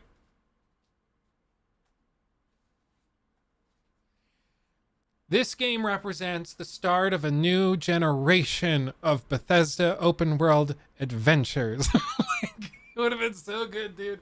And then for the whole video, the whole presentation, everybody they talk to is in a full astronaut suit. Dude, that would be great. That we need to normalize this. I want this from now on. Like the Pikmin presentations, all of the Nintendo guys are wearing Pikmin outfits. Dude, it would help me get immersed. I'd be more likely to pre-order. Like, why not? 16 times the astronomy. Yeah, exactly. Not only impact your dialogue options in terms of what you see on the screen, which further impacts your replayability, but also from a gameplay perspective, which is not something we've talked about really in this video yet, is these things also impact your gameplay. You know, how do you approach objectives? How do you solve problems? How do you play in combat? What abilities, what tactics do you use in combat because of your class, your subclass? Did you multi-class? How did you multi-class your character? So all that adds a new experience to the playthrough that keeps it fresh, I think, while you're exploring and receiving new cutscenes and seeing things you didn't see before. It's going to keep the combat somewhat fresh for you compared to one of these other games I mentioned, these all-time greats, where those things aren't necessarily that different. Obviously, those games have different classes as well that help to keep things fresh. But I think in terms of the amount of customization for your characters, the amount of classes you could play, the amount of subclasses, the different degrees of multi-classing you could do, I don't think we've seen an RPG with quite this extent, unless you count something like Pathfinder, which obviously is kind of the king of that. But in the sense, that game doesn't have, in my opinion, quite the amount of permeations that Baldur's Gate 3 does. So you're sacrificing some of that character customization in Baldur's Gate 3, but you're gaining a lot more in terms of outcomes and decisions and obviously, you know, cutscenes that you're going to see in its place. And sort of wrapped inside this discussion is respeccing, right? Whether this actually harms the replayability of the game or improves it. And I know a lot of people out there are saying, well, if you can respec, then why go through the game as another class or anything different when you can just respec and play that and you don't have to create a new character? I mean, I think respecking is generally good. I appreciate respecking. I don't know. Do you guys care about respecking in a game like this? I don't think it's that big of a deal. As far as I can tell, and as far as I'm concerned, it just sort of allows you, if you're like, we've all been there where we're playing a game where you boot it up, you choose one character archetype, you start playing, and it's just not clicking. It's just not, it doesn't feel good. And frankly, if you get 5 to 10 hours into a game and it's still not clicking, there's something about it that's just not working. Like, a lot of people are just going to set the controller down and move on rather than continue playing. Whereas respecking, okay, well, I don't lose all of that progress. I don't have to start over 10 hours back. I can just continue on with a different, like, play style or loadout or whatever I choose to do. Have an in-game cost. Like, don't make it free. Don't let somebody just be like, oh, I just reached a really hard charisma check. Let me go respec for free real quick, and then I'll come back and I'll pass the charisma check, and then I'll respec back to what I was. Make it expensive. Make it a big deal in game. I'm fine with that.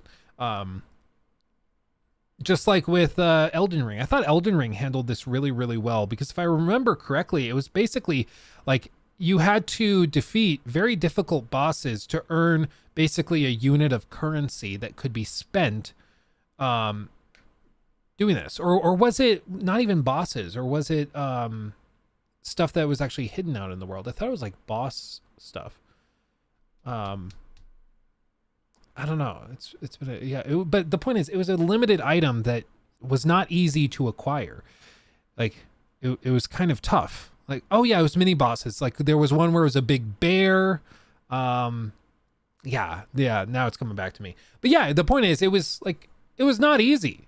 It wasn't something you just waltzed in and did, but I thought that was great, because in my first Elden Ring playthrough, I think I played 2 or 3 different archetypes. I started with like the priest build out, very magic focused, doing all that craziness with Combat Azure and just totally breaking the game that way. And then I shifted into like an intelligence build, and I tried like the Sword of Night and Flame, and then like even after the fix, even after they patched it and nerfed it, it still was very, very powerful.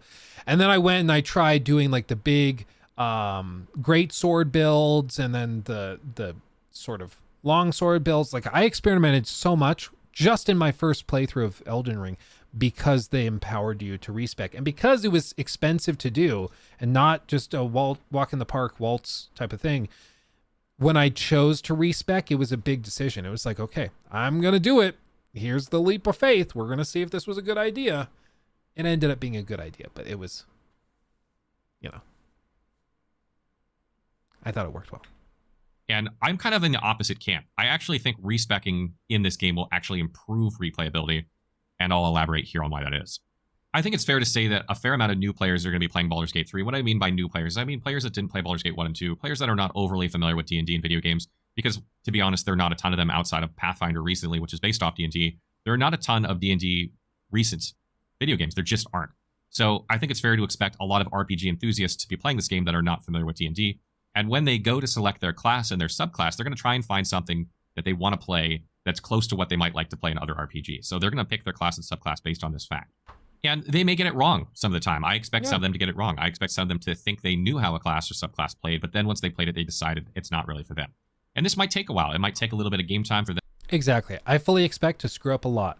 And I play a good number of these games, but I fully expect that I'm going to experiment a lot because every game's different. Even if you've played the other Baldur's Gate games, I'm sure you're going to jump into this one and you might like the feel of one build versus another. To really realize this, and they might want to make a subtle change, like, maybe I got the right class, but maybe I want to change my subclass and play a different subclass that looks a little bit cooler. Or maybe they are playing like a wizard, but they go, you know what, like sorcerer actually seems more my jam than wizard. So I want to change to sorcerer and try out sorcerer, even though I like wizard, but sorcerer might be closer to what I'm playing. I think this is a probability for a lot of players. And the crux of the situation is, if those players had to restart the game, let's say they played 10 hours in, 15 hours in, before they realized it's not No, is he going to say like the exact same thing I said? I should have watched this before rambling. really the class for me. I know I have about 100 hours or something to go, a lot of hours. It's easier for me to just start over now than it is to keep playing the whole game as a class that I don't really like. So they go and they change their class, or maybe they just change their subclass and they start over. Maybe some of those players get it wrong again, or maybe they've played far enough into the game that when they start over, they're just not as enthusiastic about starting the game over again, and they put the game down and don't play as much. I am guilty of playing 10 to 12 hours into a game, realizing that I'd be better off with a different build that's maybe similar but slightly different, starting over, doing this time and time again, and then eventually getting to the point where I sort of burn out before I've even made it through one act. This has happened to me countless times with games, particularly before I got into the gaming industry, since it's more... Well, it's just so frustrating because you've put all of these hours in trying to get used to this build, and then you realize this just isn't working. You find the fix, you find the remedy. Just respec. It's going to be fine. And then you realize, oh wait, the only way to respec in this game is to start over with a new character. Crap. And then you're like, do I really want to go through the last 10 hours again that I just saw? You know, it's not like some of these games where you've put it down for 6 months and then you jump back in. Like, it's kind of a big deal to go back when you're only 10 hours in, you just started the game, and then you just have to redo all of it. That sucks. It sucks. I'm still pissed that I was playing Metroid Dread and then they did some sort of update and it corrupted my save file and I had to start over. I was like at the final boss encounter. I haven't gone back since. I never finished that game just because I was so pissed that I lost my save file, and the idea of going back through all of that from scratch really made me ornery. It took me that long to think of that word. I'll tell you what, I'm a little fried. Would you critique Baldur's Gate 3? I'd like to, but as we're understanding in this video, this game is so huge, I don't even know where I would begin. Like, how do you do a comprehensive video on this game and make it make sense in terms of time investment, in terms of the cost of like my time, my editor's time, paying him to cut this thing together? Like, it's a lot of work to make one of those big critiques. And I think something like this probably needs a 10, 15 hour treatment if you're doing it right, you know? Just do it based on your playthrough. Yeah, I mean, that's probably how I would have to do it. So yeah, I agree. But then it's not really the ultimate critique, so I probably wouldn't call it a critique. I'd probably wrap it in a shell, a tortilla, perhaps, of another kind of angle on the topic, like looking at the depth of conversational consequence in Baldur's Gate 3, something like that. But with a nicer, more catchy name. You know, I'm more driven by content now than I was then. But this has happened to me numerous times, and I know from talking to other players this happens to them as well. So I think what respecing can do for a player is prevent that feeling and allowing them to make a subtle change to their build, then allows them to enjoy their playthrough without having to go back to the beginning and starting over 1, maybe 2 times. I think there's a tendency for people to think when they hear respecing, well, if there's respecing, then why would anyone ever play another class? And it's like, most players are not going to play the game as a fighter starting out and then jump to a wizard and go, oh, I really wanted to play a wizard, I'm going to play that. And then, you know, a quarter of the way through the game, go like, now I'm going to play a rogue. Like, first of all, itemization would probably make that very, you know, unfulfilling to do. But I think that's probably not the normal player, right? The normal player may decide, hey, I'm playing a fighter, I really want to play a wizard, I'm going to change to wizard. But that it's probably will stop there. They'll play as a wizard the rest of the way. Or maybe they'll play as a wizard and realize they picked the wrong school of wizard and they want to change the school of wizard one other time. But Hogwarts! Sorry, I heard School of Wizard and I had to. I don't think you're going to see people just leapfrogging around from class to class, playing every single class in a single playthrough, and then going, you know what, I don't want to play a new playthrough because I've seen every class. I just don't think that's the case. Yeah, Rocky, I agree. That's probably what I'd have to do. We did it similarly for Hogwarts Legacy, where I had Nikki play and then record a lot of her gameplay, and then I compared all of that. So, for sure. And another thing to remember, too, is keep in mind that your race is fixed, right? Like, once you change or select your race, you're not going to be able to change that. So, and that has implications dialogue-wise and story-wise, but it also has, you know, visual appearance. People may like the look of their race or not like it, and they'd have to start over in that case. And I think players, that will add something in subsequent playthroughs. Even if you played the same class, if you played a different race, you're going to be seeing different content. So there is something to be said for that as well. Yeah, if you played Divinity Original Sin 2, you know that some of the people in this world are like super racist, and they might not like you as a lizard boy. They might not like you as a human or as a walking skull. Like they might just not like you simply because of your race. And that can have tons of different consequences within the story. It's like, oh, I need to get past this person who has information I need, but they hate my race. So they're just not going to give it to me. So I have to find another solution. Whereas in another playthrough, you play as a human and they're cool with humans. So they tell you what's up. All of a sudden, totally different playthrough, totally different gameplay funnel into another area. You know, it's pretty wild. Yeah, just like real life. There was a game that people got pissed that, Mafia 3. You guys remember Mafia 3? Everybody freaked out that, I don't know. Okay, everybody didn't freak out. There were a couple of articles written. I exaggerated a little. There were a couple of articles written where the journalists, in quotes, were pissed off that in Mafia 3, if you went into some of these stores, they would racially profile the character that you're playing because he is he's African American, and it's like in the South in the 60s, and so they see somebody that's black come into the store, and in the game, like, the store owner will kick you out. He'll call the cops on you for being in a whites only restaurant. And people like freaked out about that, and like these journalists were like, we just thought that gaming was supposed to be an escape from racism, not a reminder of it. I'm like, dude, it's a game set basically in New Orleans in the 60s. Shocker. If they want to do anything relatively accurate to the time period, even though it's fictionalized, it's still clearly inspired by that, as they've said many, many times. Why would they just like erase that? And if they erased it and pretended like everything was hunky-dory, those same people would be pissed off in the same way, you know? Like, it's like, damned if you do, damned if you don't. If they reflect history realistically in that way, then they're reminding people of racism. But then if they don't depict it, then they're erasing the history of it in this video game so people don't have to think about it. There's no way to win, you know? It was just so dumb. But I think games like this that reflect a little bit of our world and some of the negatives of it, such as bigotry or racism or stuff in the game world, it ties it together. It makes it much more believable because that stuff is so innate to our existence. Like, of course it makes sense that some people don't trust weird lizard creatures. Oh my God, did you hear Luke? Luke just called the lizard weird. Yeah, I did. Sure did. I'm a lizard hater, I guess. Like my daddy and his daddy for him. And lastly, something I mentioned earlier in the video, but I haven't discussed at length here, and something we talked a bit about in the last video, is companions, right? These characters all have different storylines, and whether you selected an origin character or decided to bring X characters along or change the characters that you're bringing along, you're going to see and have reactions to things that are different depending on which characters you have. And I'm 99% sure that a lot of those interactions with those characters are going to depend on whether they approve of you or not, how much they approve of you. So obviously, if you have their approval, they're probably going to react to you differently than if they hate your guts. I mean, that's just, you know, how good writing works. So you could have different outcomes with the same characters as somebody else based on the decisions that you made along the way. So I don't think a lot of people are taking that into account into how much that's going to impact future playthroughs as well. I mean, not only do you have the things I mentioned before, but also all these companions you can bring or not bring with you and their dynamics between them and how they react to you and the stories that are being told. All those things influence replayability because maybe you have like 5 companions you really like, but you can only bring 3 with you. So that means you need another playthrough just to see the other 2. And then maybe after you do that, you want to see some of the other ones. So there's a lot of things to factor into replayability, but I think it's probably one of the best aspects of Baldur's Gate 3, and it's probably one of the most compelling arguments for Game of the Year. I mean, how many games have this much for...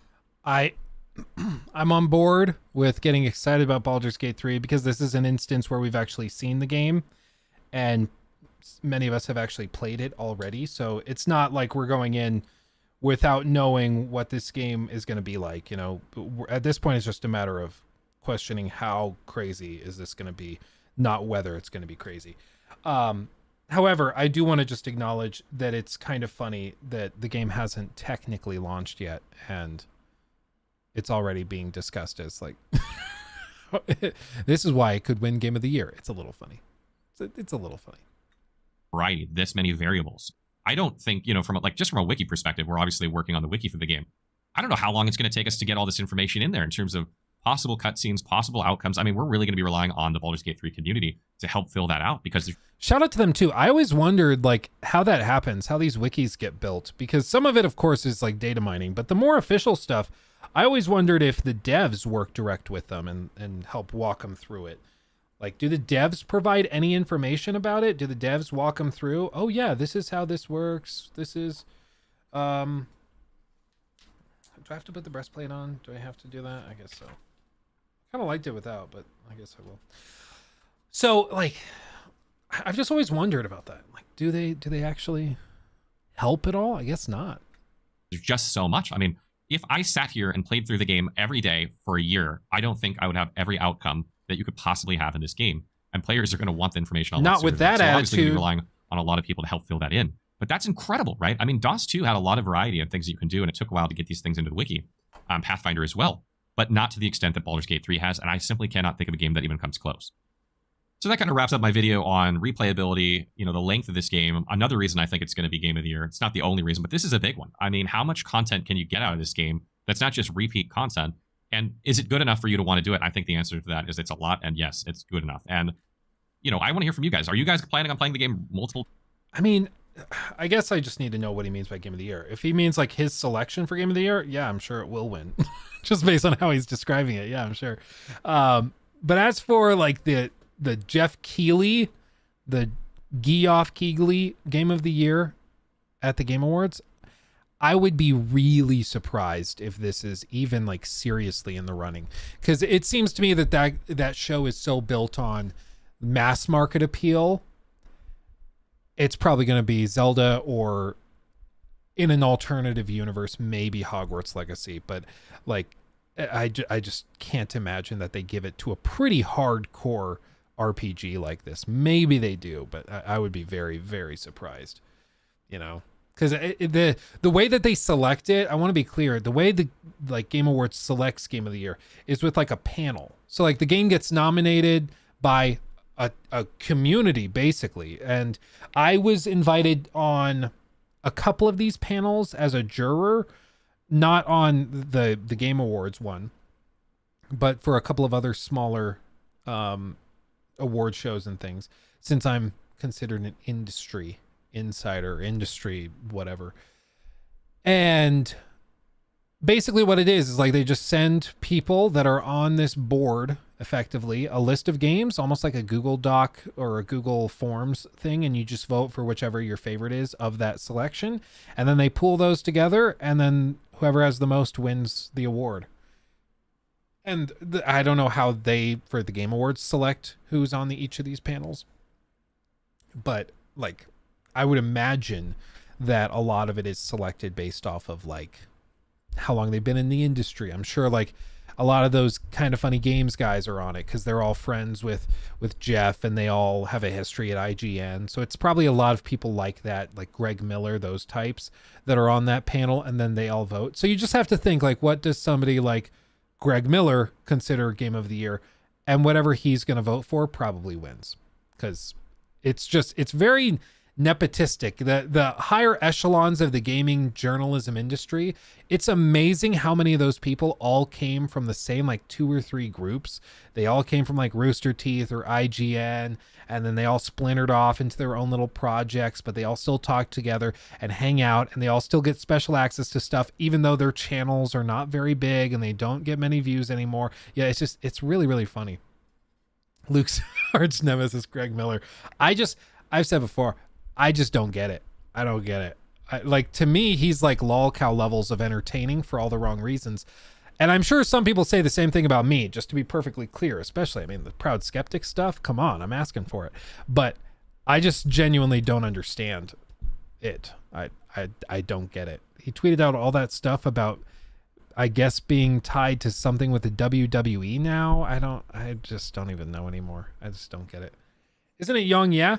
No. Young, I think he's mellowed out a lot. The reason I used to poke fun at Young was because a lot of it went back to his Cyberpunk 2077 stuff.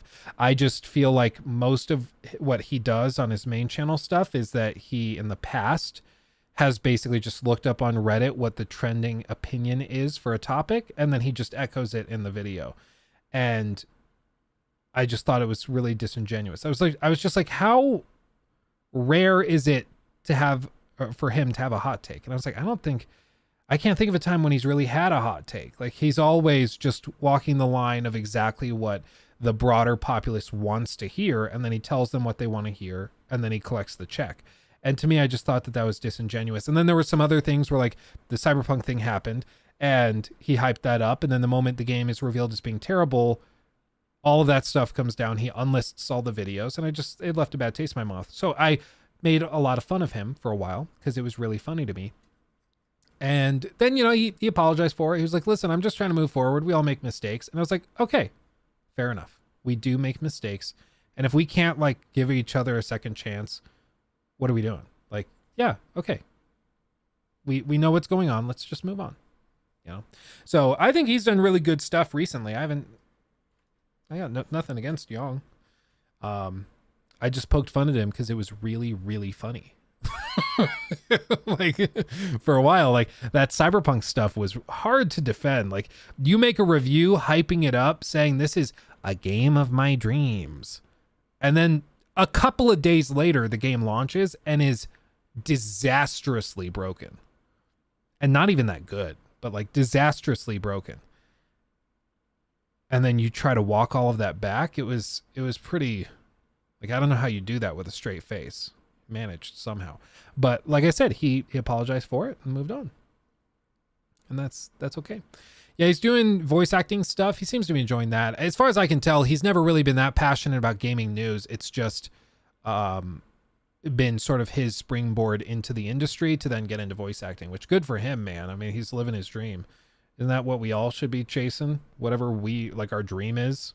Good for him, man. Yeah. Yeah, and I think all of us have matured a lot. You go back and you watch any of our videos from like 5-6 years ago, and it's pretty cringe. Even 2-3 years ago, a lot of us have grown a lot as creators. We've all matured a lot. And so I think that's important to remember for creators. It's like you can see a video from 5-6 years ago and it feels like it's current, but it's like, no, a lot of people change a lot in that period of time, Yeah, Lukey Poo. Exactly, Daniel. Exactly. Give us a hot take. I think Hideo Kojima is a narcissistic megalomaniac. I think he is extremely overrated. I think he did some really good work in the 90s and early 2000s, but why anybody considers him like a patron saint of the gaming industry, I will never know. I do not understand it. I don't get it. That's my gaming hot take. That's my gaming hot take. Yeah. Is that a hot take though? I think in my community, it's not a hot take. If I said that like on like one of those Kind of Funny Games podcasts, or if I said that on an IGN show, I think that would be considered a hot take. And certainly in like the Jeff Keighley sphere, I almost called it a spear, Jeff Keighley sphere, I do think that would be considered a hot take. But yeah, you're not the only one, Lucas. Yeah, I don't get it. I just don't understand it. Agreed. Abstract doesn't mean good. Exactly. I can get a big white canvas and then I can just like pee all over it. And then I can take like bird feathers and stick it in the canvas so it hangs out. And then I can hang it in an art gallery and stand like this in front of it.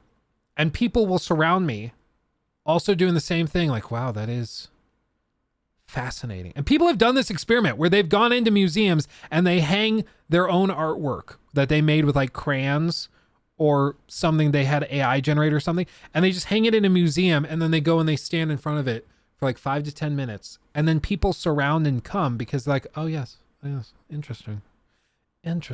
Because what those museums and what like Kojima and those guys are selling, it's not quality games. What they're selling is sophistication. What they're selling is this idea of being an intellectual. Oh, you thought Death Stranding's story was nonsensical? You just don't understand it. Okay. This guy. What a plebeian position. Like, it's just, no, it just doesn't make sense. It's that simple. It's just a stupid story. It's a guy that has never been told no in the last 20 years and thinks that he's a brilliant author, when in reality, he just spews a ton of crap at the wall. He's probably just downing like a half bottle of wine and then a fistful of Adderall and then slamming the keyboard as I smash Magnus, slamming the keyboard for like 6 hours straight. And then he ends up with a script or a monologue that's just mind-bogglingly stupid and nonsensical. And then he decides that that's the ending for Death Stranding's campaign. And everybody's just like, oh, brilliant.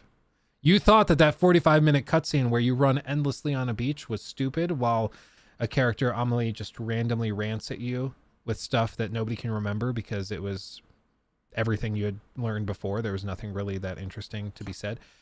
You thought that was stupid? Well, you just didn't understand that it's actually a simile for purgatory because Sam died and he's in purgatory listening to the thoughts that had controlled him all his life, but he hadn't realized and processed it. So it's really kind of this cool twist on. No, it's just stupid. It's okay. It's just dumb. It doesn't have to be more complicated than that.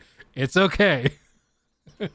Not everything he does has to be magical. And I think it's what's most frustrating to me about fanboys in general is that their positions tend to be very rigid. And this is true of people who are fanboys for like a sports team. Like maybe you're a super hardcore fan of the Broncos and you're just like, oh, they can do no wrong. We know the types. Or they're a super hardcore fan of Kojima or of From Software or anything really. And their positions become so rigid because they don't want to admit that there could be something wrong or something is wrong or not ideal. And so they end up in positions where they're defending insane stuff. Just like, that video we watched last week of the guy that's like, oh, the lack of even a rover in Starfield, that's not a negative. That's actually good. I'm like, that to me is a prime example of you being poisoned by hype. Like you're so hyped for the game, you can't even admit that something that clearly is an L is an L. It's like I saw one person, I think it was a troll, so I'm not going to show it. I'm pretty sure it was a troll. But I saw somebody post a thing on TikTok and they were saying that somebody sent it to me and they were sending the person in the video said that they thought that loading screens coming to some Xbox games like Starfield was not actually a bad thing because it gave you time to get in the zone for your gaming session. So when you boot up the game and then like you go from planet surface to space, that load screen that pops up is good because it lets you get in the zone. If you ever say something that shockingly stupid, get some help. Reevaluate, okay? Because I've always wondered if people that get in those positions where they just go that far down the rabbit hole, if they ever pause and have a moment where they're just like, oh my God, I just blacked out for 4 years. What did I just say? What? I kind of had stuff like that happen. I had a kind of epiphany, a couple actually, kind of tied to my political and religious beliefs a handful of years ago. And it was this moment where, again, I don't want to get political or religious here. We will get there in the members only streams. I'm fine with that. But in these streams, it's just, who cares? I'm a gaming YouTuber. Why do you care what I think of politics or religion? Nobody cares. Like, why would I bother? But I had this moment where something happened in the news where I was like, wait, if that just happened, and I have been saying for years that that would never happen or couldn't happen or whatever, what else am I wrong about? Like, I just had this moment where I was like, okay, well, maybe everything I've thought that I knew is just BS, and maybe I don't actually know that stuff. Let me reevaluate it, and tons of my opinions changed and trickled down after that because I reevaluated and realized I didn't have a good reason to believe a lot of the things that I believed. So I adjusted my positions. But the same kind of thing happens with hype all the time. Am I looking forward to Death Stranding 2? Yeah, I mean, I'm definitely keeping an eye on it. I'm intrigued. We don't know hardly anything about it yet. So I'm not sure what to make of it. So yeah. Yes, but I don't know anything about it. Super Knight, thank you for becoming a member as well. Thank you. Jeez. Appreciate you guys. You guys, by the way, just a quick pause before we get into the next thing. You guys have been absolutely crazy with your support. Chat's so busy. Wow. It's catching up very slowly. But you guys have been absolutely insane with support, with super chats and memberships and stuff in the last few streams. I very much appreciate it. You don't even know. Like, as I've said many times before, I just appreciate you guys being here. I like hanging out with you. That's why we do the streams. This is very cathartic for me. The main channel's doing well, so never feel the need to donate, of course. But for those of you who do choose to do it, I very much appreciate it. Like, I was just on the phone with Nikki and her sister recently, and we were just like catching up and everything. But we got into discussions of like healthcare and how expensive everything is nowadays. And like I told you guys a couple days ago, just having like Orion pre-insurance kicking in, the hospital charged like $30,000 just to have a baby. It's madness. Insurance covered a lot of it, but like we just got a bill in the mail today for $4,600. Being an adult is expensive as hell. I'll tell you what, I miss the days when I could just sit back and like no responsibilities, nothing, it was chill. It was fine. Nothing to really worry about. Mom would make dinner upstairs and I'd just go upstairs from my bedroom in the basement, in my mom's basement, and I'd eat whatever the dinner was. And then I go back down. I drive my little $500 clunker car that I own free and clear. Dude, those days were simple days. Nowadays, oh man, you're like, oh, I feel good. We're secure now. And then like madness descends and something like that happens. We're like, oh, well, crap.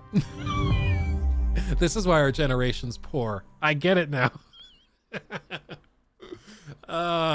You have to laugh, otherwise you'll cry, right? That's what you got to do. Pretty Ite super chatted $5. Extra appreciation for Ya, Luke. Cheers to adulthood being expensive as hell. Oh, I appreciate you, my friend. I appreciate you. Thank you for the 5. And yeah, cheers. Dilly indeed. Dilly indeed. It's just, it really is madness that something like that happens. Like Nikki, I don't know if I told you guys this, but Nikki had a little slip when she was going down the stairs, maybe 2 2-3 weeks before Orion was born. So like late May. And she slipped on the stairs. She was wearing socks and her foot went out from under her. And so her butt just went down the stairs. Like, you know, how it sometimes happens where your butt just kind of slides down 3-4 steps.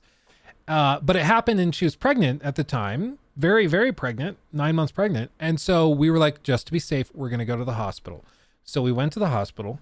We parked, went up the stairs or up the elevator, up the stairs to the elevator and upstairs to the 5th floor where it was like the maternity ward. They sat Nikki down in like a big cushioned chair in a little back room that looked like a coat closet. And they hooked her belly up to the monitors. And we sat there for 4 hours. That's it. 4 hours sitting there.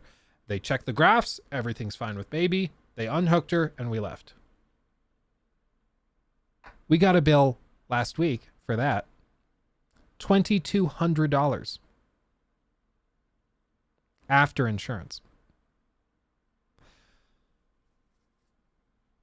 I'm like, no wonder people in America are terrified to go to the doctor. Like, can you, like, that's insane. She slipped on the stairs. We wanted to make sure that the baby was not hurt, that everything was okay. And they charged me like 4 times the cost of my first car. Like that, like a month's rent. Just to make sure that this unborn child wasn't dying. That's ridiculous. That is madness. Anyway, I'll shut up. Let's get back to gaming. So all of this to say, I do greatly appreciate the donations and the tips, guys. We'll be okay, but stuff like that does certainly alleviate some of the pressures and anxiety tied up in those medical bills, which are just madness. It's just crazy how expensive stuff is here. But anyway, that's you know, we'll set that aside for now because nobody likes hearing somebody whine about money. Let's just shift forward. And I'm very fortunate. Don't get it wrong. Like, I'm blessed. Hashtag blessed to be in my position. So we're doing okay. Don't worry about me. We're okay. Okay. I'll just sell some of my Lego sets. As long as these are here, you know that I'm doing okay. Okay. Like when these disappear, maybe call me and check in, but as long as those are there, we're okay. Okay. So this thing turns into DSP. Yeah. Or the DSP thing where he's like, guys, I gotta be real. We've had like no support for this whole stream. Like what the hell? It's like, I'm not asking you to, but if you don't, I'm going to be very mad. Very mad.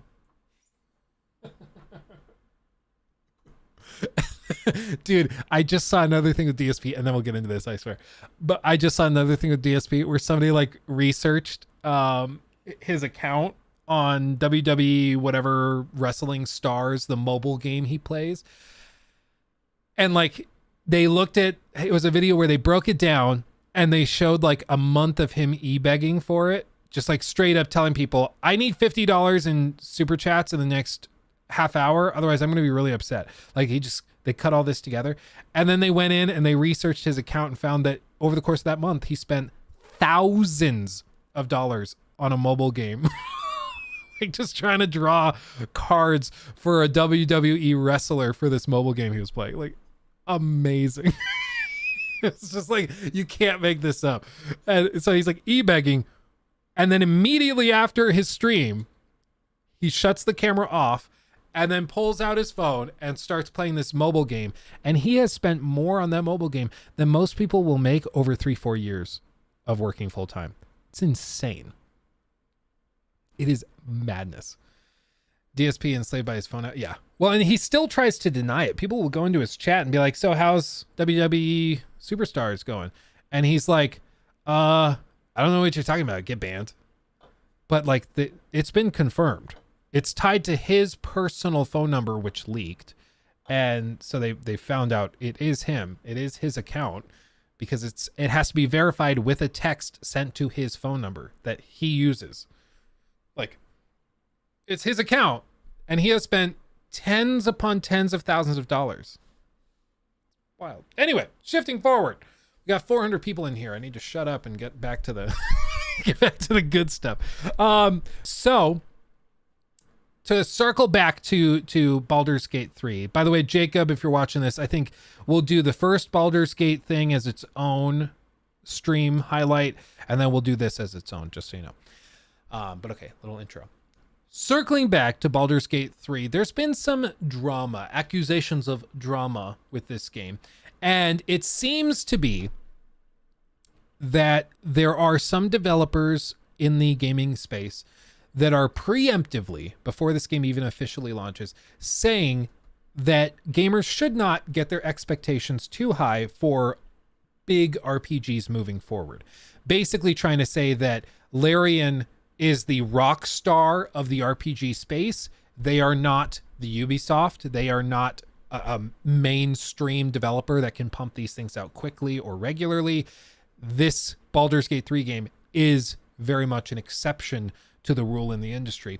And why that is drama is because we'll talk about this more as we go through this, but it kind of, to me, is baffling to preemptively do this, because like, if a studio comes along, releases a game and raises the bar, you would think that just raises the bar and then everybody works towards that new level, right? Like if a studio comes out and they have, like with Red Dead Redemption 2, seamless gameplay to cutscene transitions, kind of like what Naughty Dog did with Uncharted 4, but this time in an open world game that's as huge as Red Dead 2 is.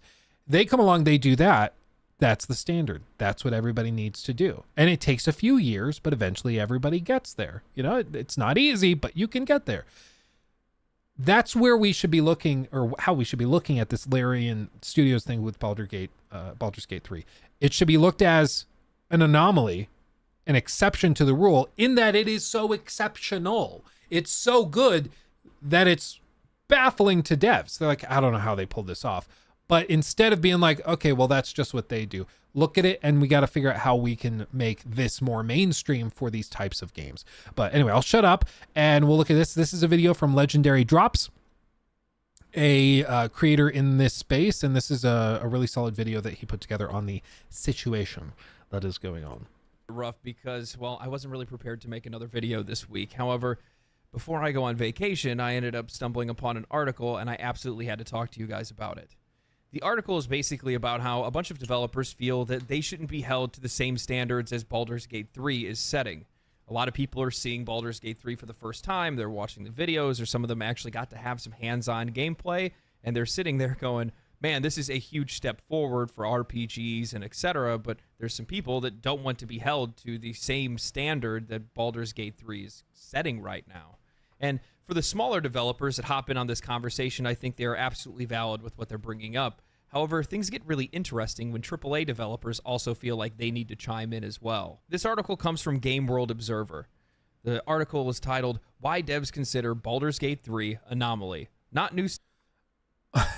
It's Rockstar level nonsense for scope. Basically, the game is too big for you to hold us to the same standard.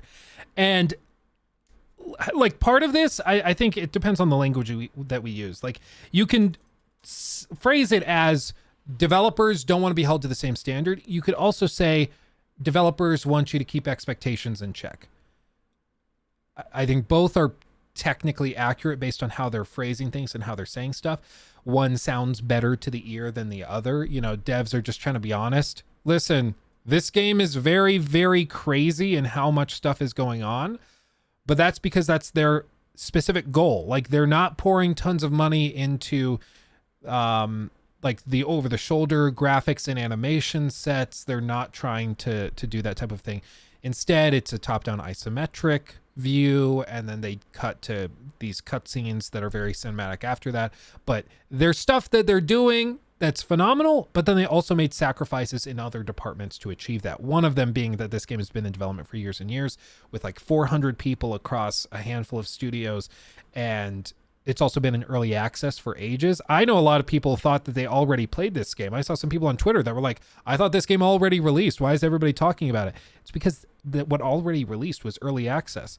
And that was apparently only a quarter of the game. And as we were talking about earlier, I thought it was like a lot more than a quarter of the game was what was in early access. I thought it was like basically the whole game except the endings. So maybe like the first 2 or 3 acts of a 3 to 4 act story.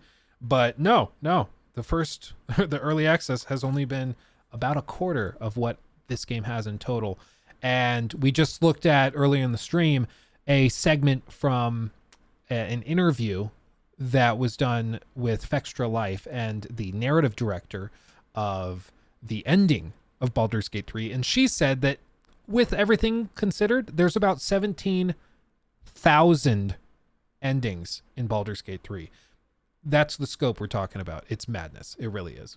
Standard for the RPG genre. It's Rockstar level nonsense for scope. The article reads, what sparked the debate for Baldur's Gate 3? This all started with a Twitter thread by Strange Scaffold head Xalavier Nelson Jr. I'm glad I said that right this time. The studio head is best known for Space Warlord Organ Trading Simulator and the upcoming Max Payne shooter El Paso Elsewhere.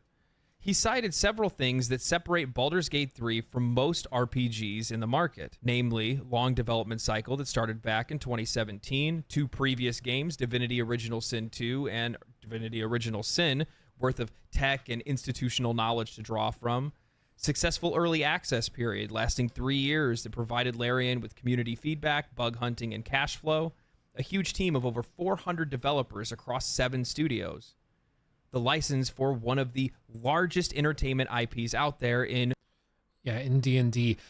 So if we take these one by one, long development cycle that started in 2017, that's pretty standard for modern games, modern AAA games. I think the common thread here is that a lot of this will be like, well, but that's normal. It's normal for AAA game development. But the key here is that RPGs, especially of this type, are still considered very niche.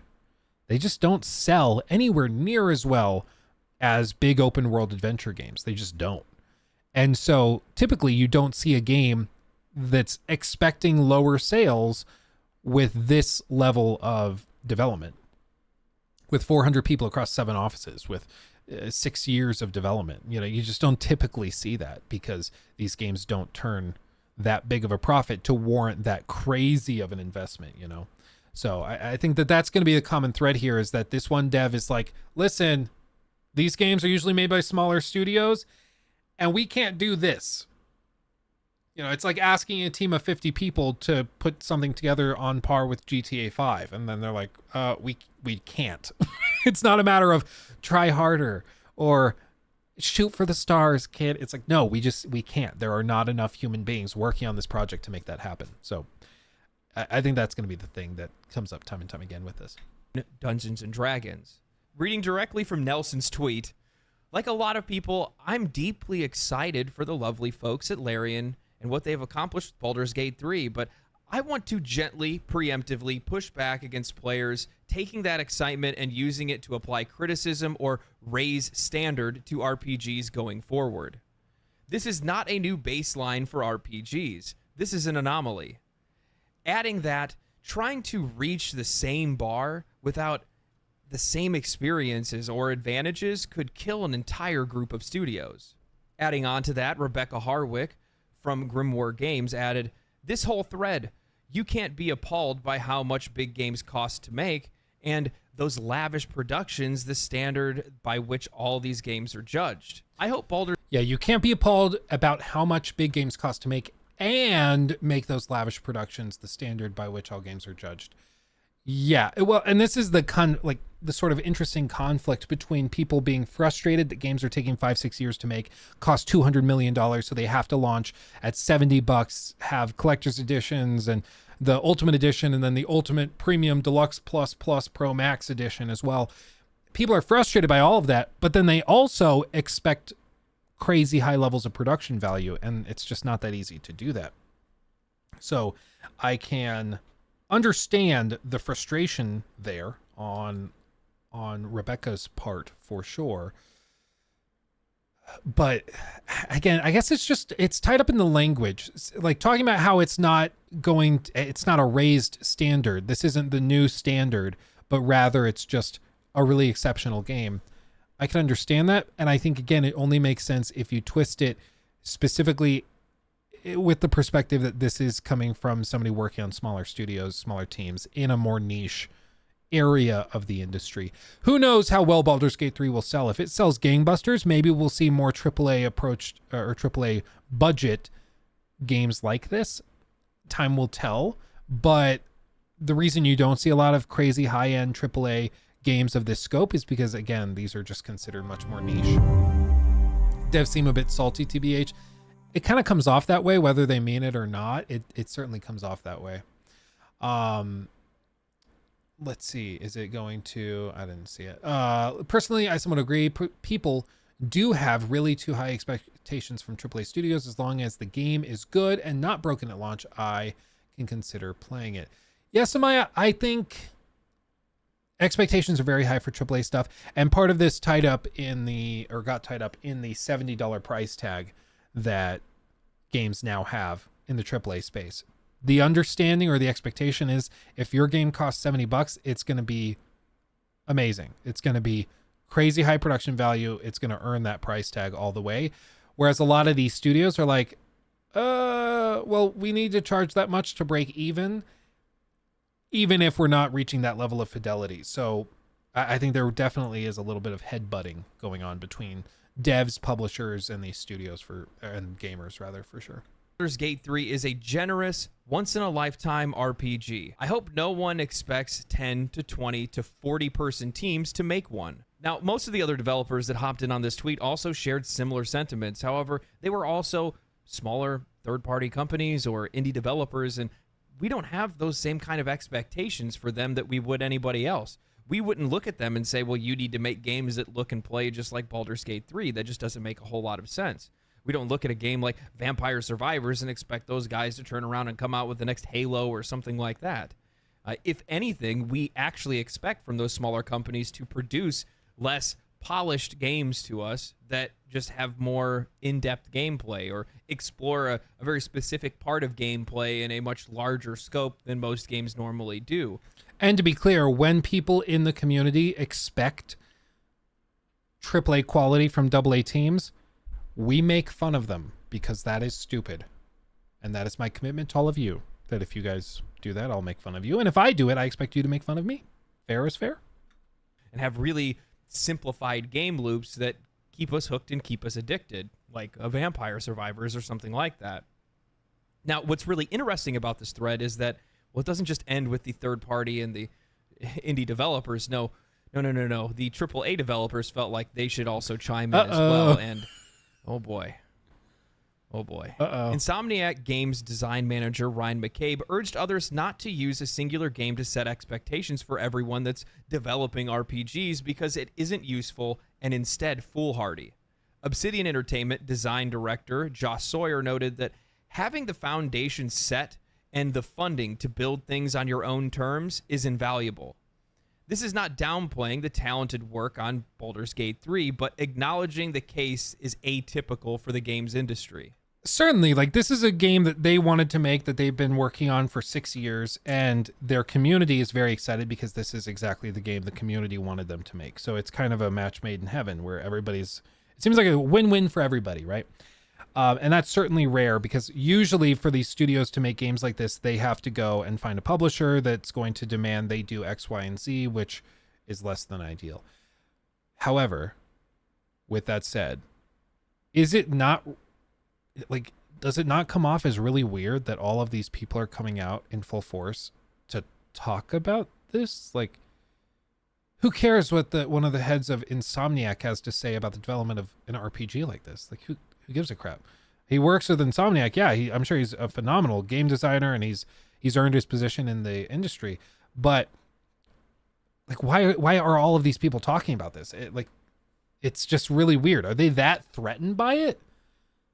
Larian is actually a pretty big studio, even though they're in a niche segment. The reason why they're this big and this accomplished and respected is because they're small, or they're in a niche area of the industry, but they put out phenomenal stuff. It's just really weird. They're scared of being held to the standards of people who are passionate about what they do. I mean, maybe. I just think actually, the way you phrase that, actually, I think it might actually be correct, because it's, yeah, having the foundation set and the funding to build things on your own terms is invaluable.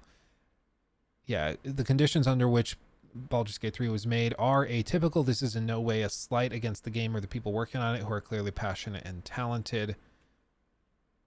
Obsidian Entertainment designer, director. Oh no, that's what I just read. Yeah, Insomniac Games design manager Ryan McCabe urged others not to use a singular game to set expectation for everyone developing RPGs because it isn't useful and instead foolhardy. Again, it seems weird to me that these people are commenting on this. Like, it's just odd. Josh Sawyer is known for being extremely passionate about his games. Well, Josh is also in a position where Insomniac has proven themselves, and so at this point, I think whatever they're working on within reason, Sony's going to support them and give them the check to do it. But it is true that in the games industry, you are trying to please people in suits very high up in the company who make those budgeting decisions, and they don't usually play video games. They don't really know the ins and outs of what will make it good, what will make it bad. They just know the business side of it. And so you have to convince them that this game is going to be really good or worth playing or this or that. And a game like this, where you're pitching it, it takes 6 years to make, and it's going into a very niche area of the industry. I can understand why not a lot of these people find that, or the business managers make it, or find it compelling in that same way. Sawyer's the one with Obsidian, not Insomniac. Oh, okay. Still, Obsidian now under Xbox has been given a wide berth to do what they want to do. We still don't know a lot of what they're working on. There's a lot of hush stuff in the works, but it's true. They're under the corporate thumb of Xbox, but Xbox is supporting them and giving them the money to do what they think is going to be successful. Pentiment is a great example within Obsidian. Pentiment doesn't make any damn sense to release or make. Like, nothing about that game makes sense from a studio of that size to spend years working on, but they did it.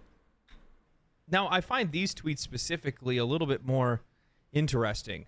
I don't know if this is industry transparency. Are they telling us that, some of these larger studios like Insomniac or Obsidian Games don't actually have any autonomy over the things that they're creating? Or are they telling us that they don't get the amount of funding that they need for some of the projects that they're making? Or are they saying that they do?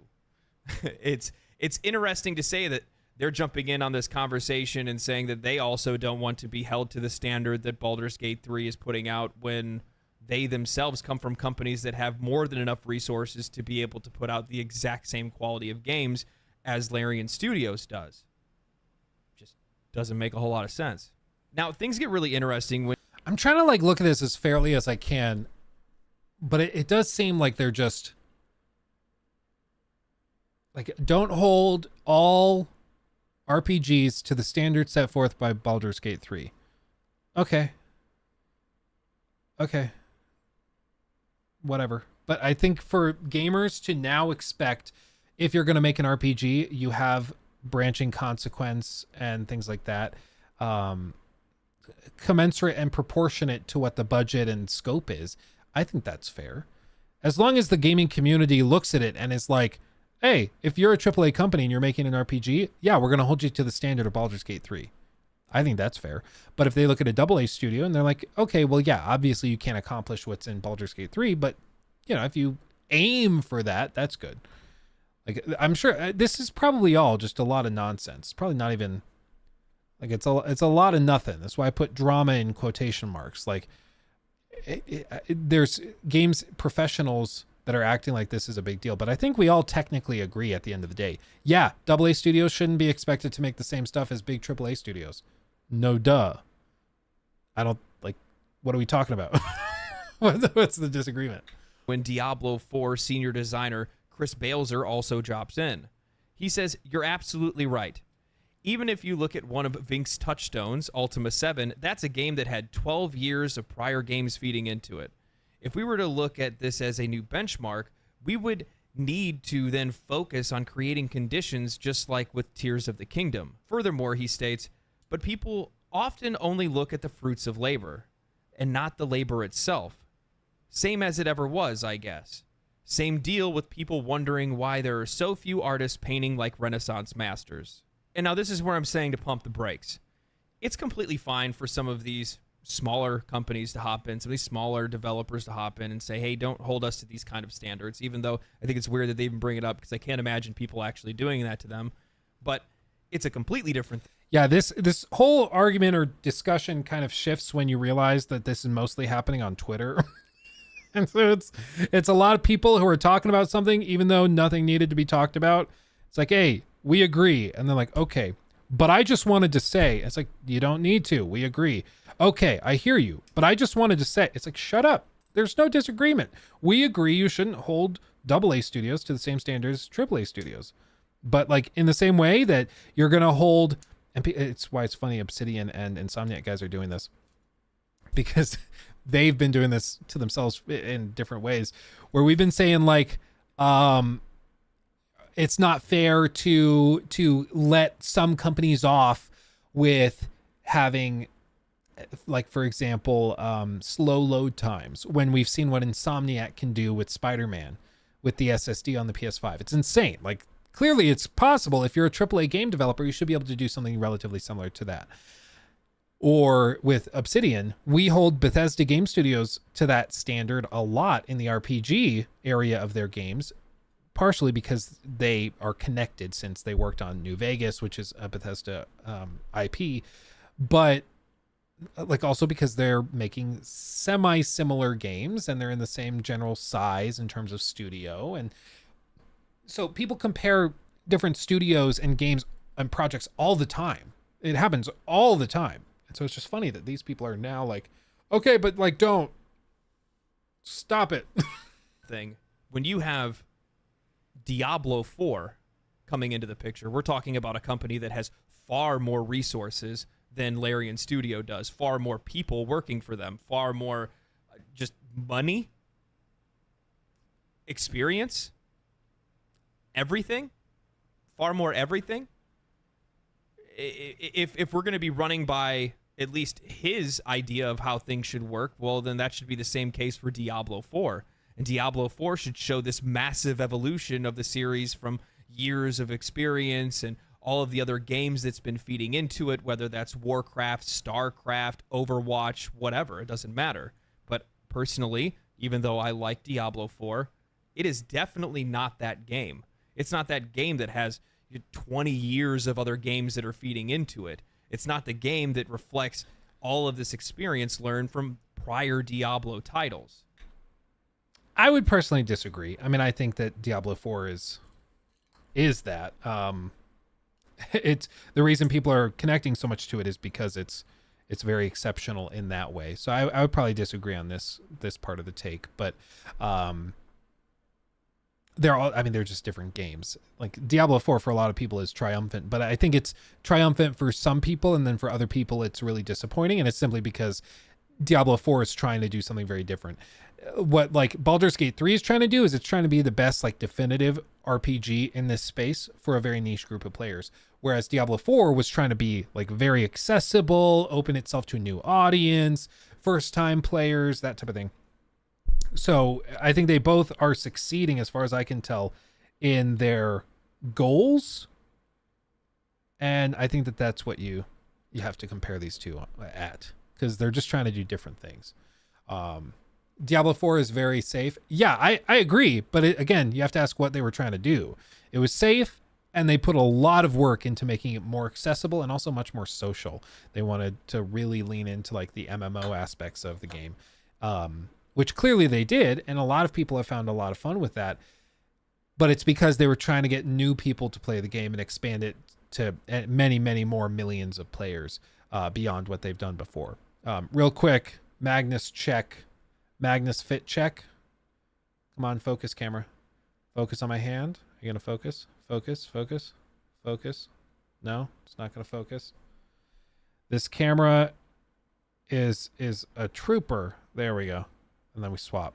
He's coming together slowly but surely. Those are his horn titas, but he's coming together. Okay, back to it. Now, like I said before, it is completely fine for some of these other companies to hop in and have their opinion and say, don't hold us to this standard. It's a completely other thing for these AAA companies to come in and try to use this as an excuse. No, because Larian did set the bar. They set the bar for you. AAA games should absolutely be aiming to hit the same mark that Larian Studios does.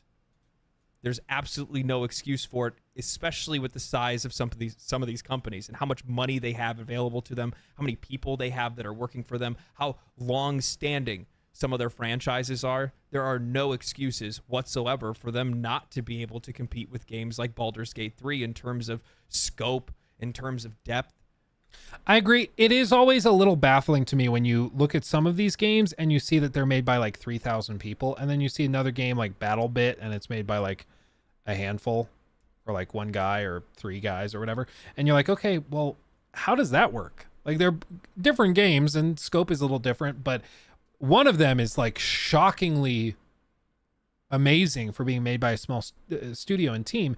And then other people or other games, it's like, okay, thousands of people worked on this and it barely holds together. Like, that's what I'm always blown away at with Call of Duty. Like, so you do annual releases, thousands of people are working on these games and they still are broken every single time they launch.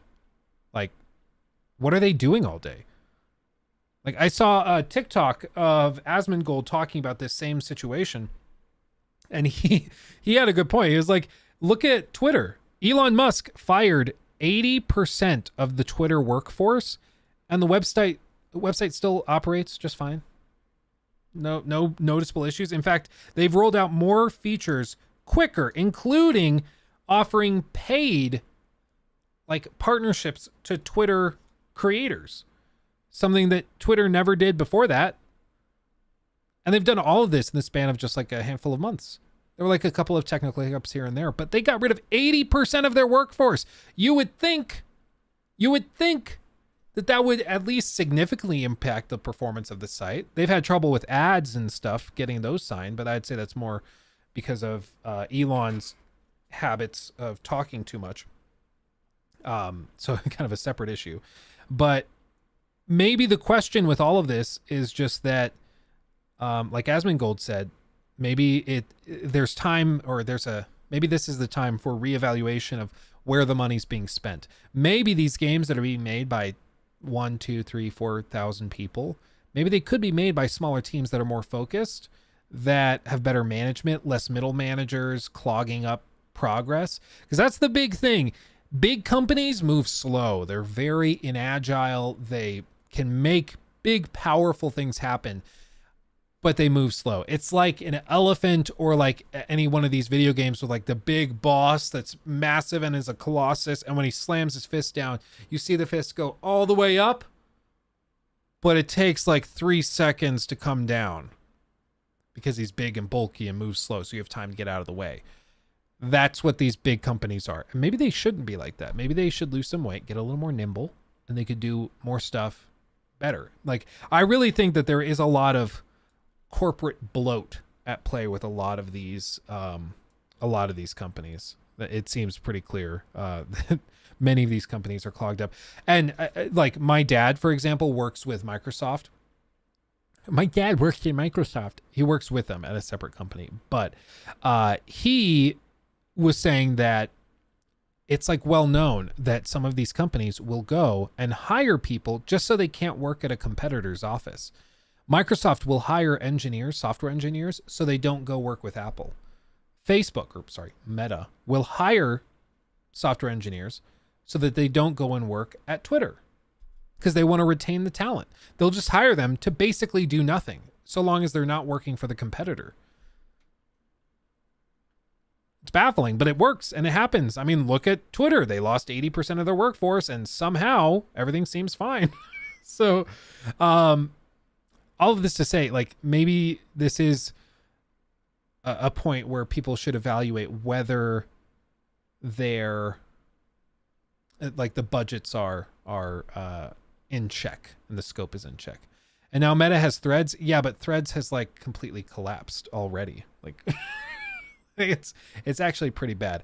I've been following it pretty closely because I was wondering if Meta was a worthy investment again. because if it is, then it's at a very good price right now. The stock is, but I don't think so. I think the whole thing with Threads is interesting, but as far as I can tell, everybody signed up for a Threads account and then deleted the app or has not opened the app again because Threads just isn't really where it needs to be. It seems kind of rushed out. So I don't think Threads is going to be a real competitor to Twitter for a while. In terms of performance, I mean, you look at Larian right now, and they've already come out and said, we don't care about meeting a specific date. We want to make sure that when we release this game, it's going to play at 60 stable on the PlayStation 5. They're taking their time to make sure that the game comes out for the Xbox and it's in perfect working condition when it does, regardless of whatever hiccups or problems that they've had along the way. This is a company that holds itself to a standard, a quality standard that many developers don't anymore. This isn't a... But I think the point of these other developers from Insomniac and from Obsidian is that comes from a very special privileged position in the industry where they have a lot of other games under their belt that have made a good amount of money and they are able to take their time, whereas a lot of other studios couldn't. Like a lot of other companies, if this studio was like underneath Ubisoft's banner, maybe not Ubisoft because they have a couple of games in development hell right now, but like EA probably would have just forced it out like a year ago or 2 years ago, and it would have launched kind of buggy, not performing super great. But because they're independent and they can do what they want, they can put a game out that's really high quality and polished. So I think I think the community is looking at these comments from these developers and saying, well, this should be the standard for AAA development because this is what we want. This is better. This should be the standard. And other people are saying, or the devs are saying, but they're in a very specific situation. They aren't working for a company that's going to force them to put stuff out before it's ready. And they're both true. Like they're both true. But I think what the lesson should be with all of this is that it should, in the future, this should be the standard that we demand from those companies. Right now, it's not this way. Right now, companies do rush stuff out, but it shouldn't be that way. We should demand this Larian Studios quality from these big companies like EA, Ubisoft, Activision, all of those companies. We should demand this so that it eventually becomes the standard. And then every studio is able to do what Larian is doing right now. I understand it's not that way right now, but it's going to stay that way unless you demand something different. At some point you have to put your foot down. Excuse for other developers not to be able to meet that. No. Instead, this is an example that they should be trying to follow in the footsteps of. I'm interested to hear your guys' thoughts on this. I, again, wasn't really planning on putting out another video. I'm going on vacation after this. I'll be back. It'll be a couple more weeks before I get any other videos out. But, yeah, I just wanted to give some light to this. I hope... Show off going on vacation. Good video. Shout out to, once again, the one and only Legendary Drops. I would say, I think at the end of the day, there's not a lot of drama here, despite what some people are saying on Twitter, Threads or whatever. It seems pretty clear that this is a situation where a lot of people agree. I think we're all in the same position. Don't demand AA studios produce something of the same quality as a AAA studio. That's stupid. Everybody agrees with that. That's not scandalous. However, the AAA devs are saying it's important to recognize that Larian is in a very unique and very special position, which they are, and that allows them to do this. But I would say just because they're in that unique position doesn't mean that we should not expect this from other studios. The industry doesn't currently allow for games like this to come along very often, but that doesn't mean that you shouldn't expect it or demand it, because how else are you going to ever change that standard, which I think we all want it to change. So that's my position on the drama. Okay. Lana, thank you for that. Would you say it's fair for a studio like CDPR to make the new Witcher have this kind of depth, which as good as Witcher 3 was? The RPG depth is shallow. I agree the depth was pretty shallow. Again, thank you for the super chat. Very generous. I think they should Lana Rhodes super chatted. Like personally, if I was the game director, I think depth like that is really impressive. But the other limitation is that The Witcher 3 is set within a world that has very strict lore based on the books and things, especially if Geralt is present. My understanding is the next game probably won't have anything with Geralt. It's probably not a prequel. It's going to be something where you kind of build your own Witcher. Though, again, I could be wrong about that. It's been a minute since I looked at what they revealed is on their roadmap. But I think that having more depth could be really good, but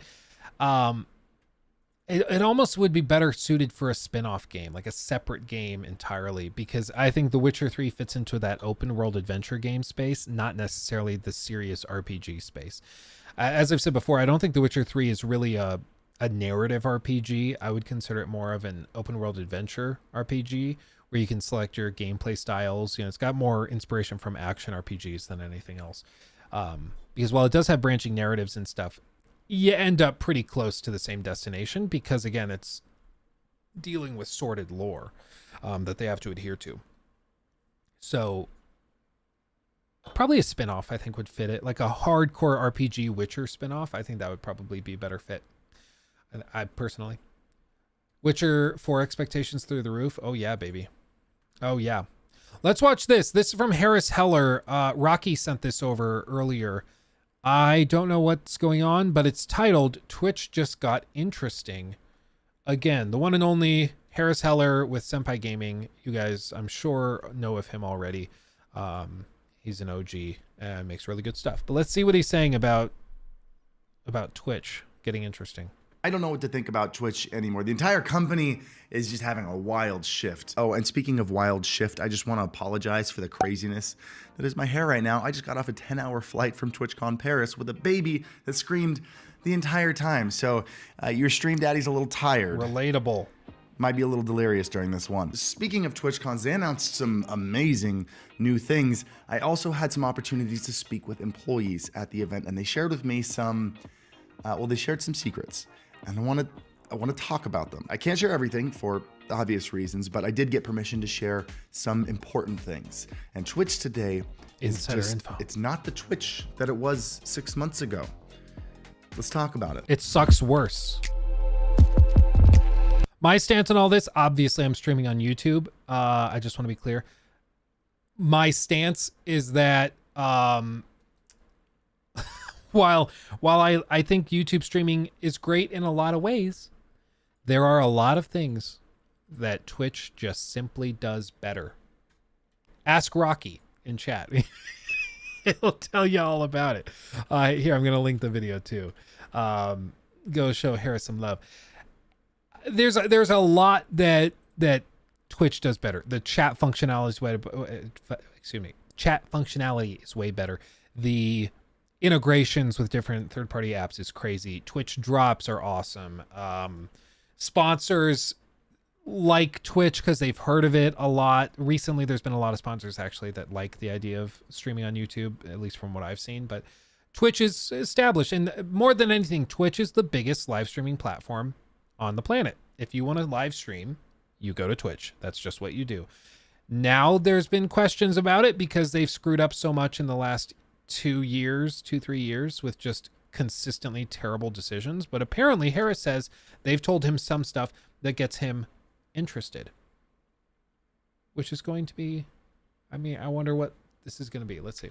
Hey friends, real quick, did you know there's a free and easy way to get automated highlights and compilations of your streams? Also, at the end of this sponsor segment, there's a $25 giveaway, so hang out for that. But Sizzle.gg is the sponsor of this video, and they created a system that automatically makes clips, highlights, compilations of your stream for you. This is like, this is what I mean with like the integration thing. So like it links to YouTube, to Twitch. I've also used Opus. Opus is one tool that I've used a lot. It uses like the OpenAI stuff where it transcribes like a YouTube video and then creates clips based off of that. There's some really cool stuff with AI that they're able to do to streamline this stuff. It's kind of mad if I'm being real. But to edit for you. You let them know what game you're playing, and then it just does the rest. And then with one click, you can share it straight to social media. Enjoy your free content, helping you reach a larger audience and grow your following. I've said it before and I'll say it again. This is one of those work smarter, not harder kind of tools that everybody should be using. As for the $25 giveaway, Sizzle.gg is going to PayPal two of you that sign up for a free account. So I will put a link to that in the description down below. They're just going to PayPal people? Seems a little sketchy. $25 for some skins Maybe not. or whatever you want $25 for. Back to the video. Let's jump into TwitchCon. Okay, what's up? First, we'll blast through the small ones, then we'll talk about the big hitters, and then we'll get into more like the nitty-gritty of the behind the scenes at Twitch and what's going on over there. Cool. Lots of new stuff announced. You can now have shared ban information. So if someone's been banned from a different chat, you can see the reasoning behind it when you click on their name. It makes moderating a little bit easier. There are dramatically Oh, Rocky, improved that sounds streaming with great. Streaming together, so you can have up to 5 people all streaming individually while also sharing their faces on each other's streams. It's pretty cool. I'm interested to see how people implement that in group games like Valorant. They've added some updates to their native Twitch alerts. Lots of little quality of life updates. It's cool. If you want to see more about these or the other ones that I didn't mention, go check out the keynote. But there were 2 new features announced that were significant that people are talking about. Twitch has finally realized that a platform that is live streaming only doesn't have the whole picture and doesn't provide for all the needs of streamers. Twitch needs discoverability for streamers and something for viewers to browse when their favorite streamers aren't live. It needs more content, and it looks like we're getting it. First one, stories. Someone actually came up to me during my meet and greet. I hadn't watched the keynote yet and was like, hey, did you hear Twitch is adding stories? Come on, dude. I was really excited for a second. Now they're just ripping off Snapchat again. Like, come on. Okay, so it's stories.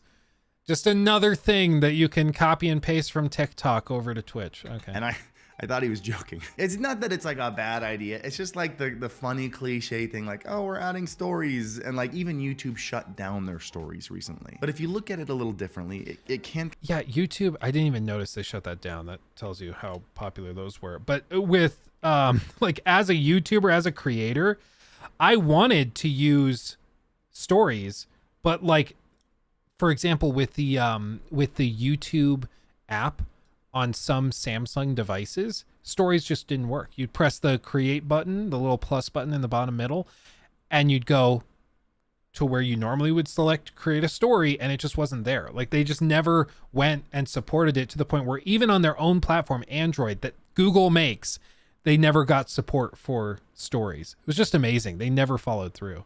Kind of makes sense. I'm really hoping this doesn't turn into an Instagram stories kind of thing where people send 50 Instagram stories a day. Bruh. But it's a great way to directly communicate and update your audience. Like wait, what? Day. Bruh. But it's a Oh yeah, I've seen this with people. I pop in every once in a while to Instagram and I just don't understand it. I've seen this stuff where it's just like somebody expects you to just go through their story tapping with like 15 minutes of random crap of them just being like, oh yeah, and here's me at the dentist, here's me with a root canal, here's me getting my foot massaged by a homeless man. I don't care. Like, stop it. It's baffling to me. It's just the most narcissistic garbage app. I'm blown away anybody uses it, frankly. It's amazing. And I'm saying that as a YouTuber. If anybody would know narcissistic apps, it would be me.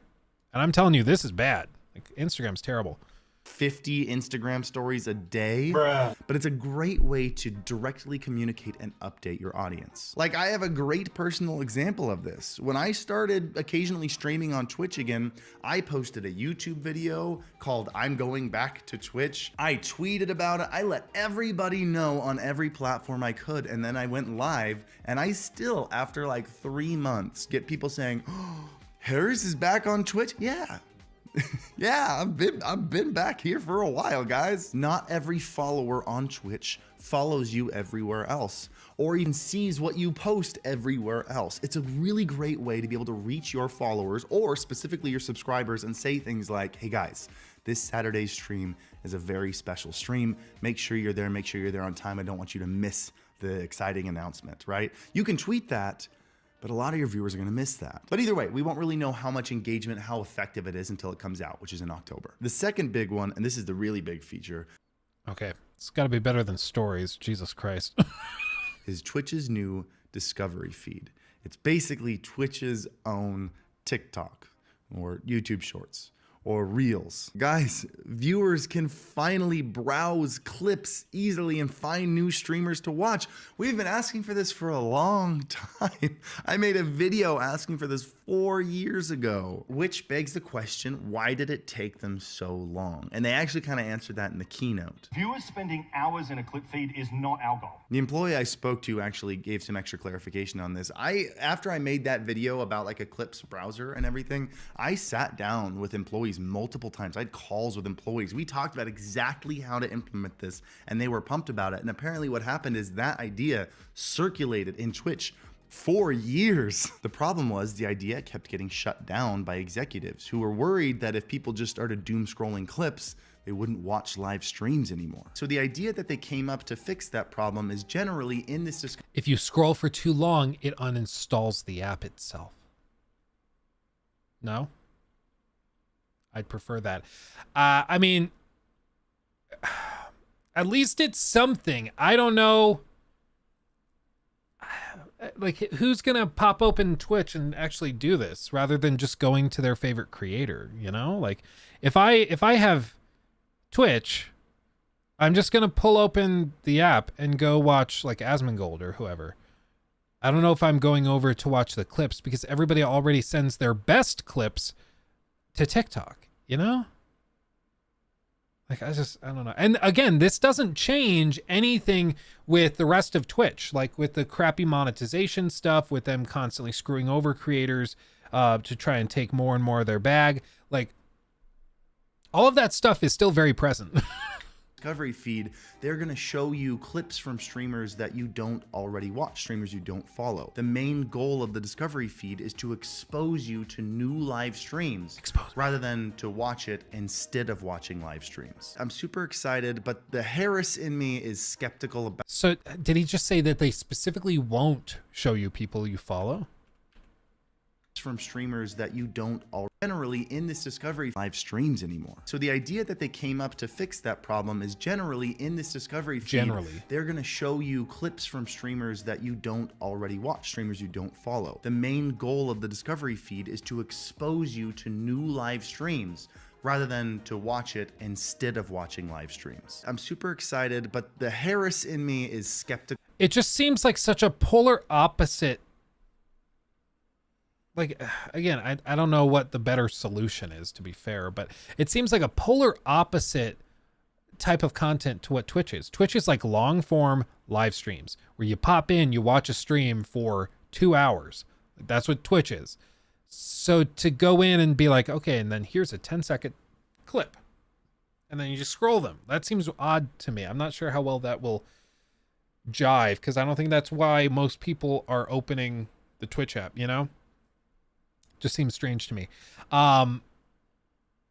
As for other stuff, like, I don't think that this is that big of a deal, but who knows? Maybe there's other pieces to it. About two things. A lot of people love finding a new creator who is small, so their messages are actually read and it's not a drop in the ocean.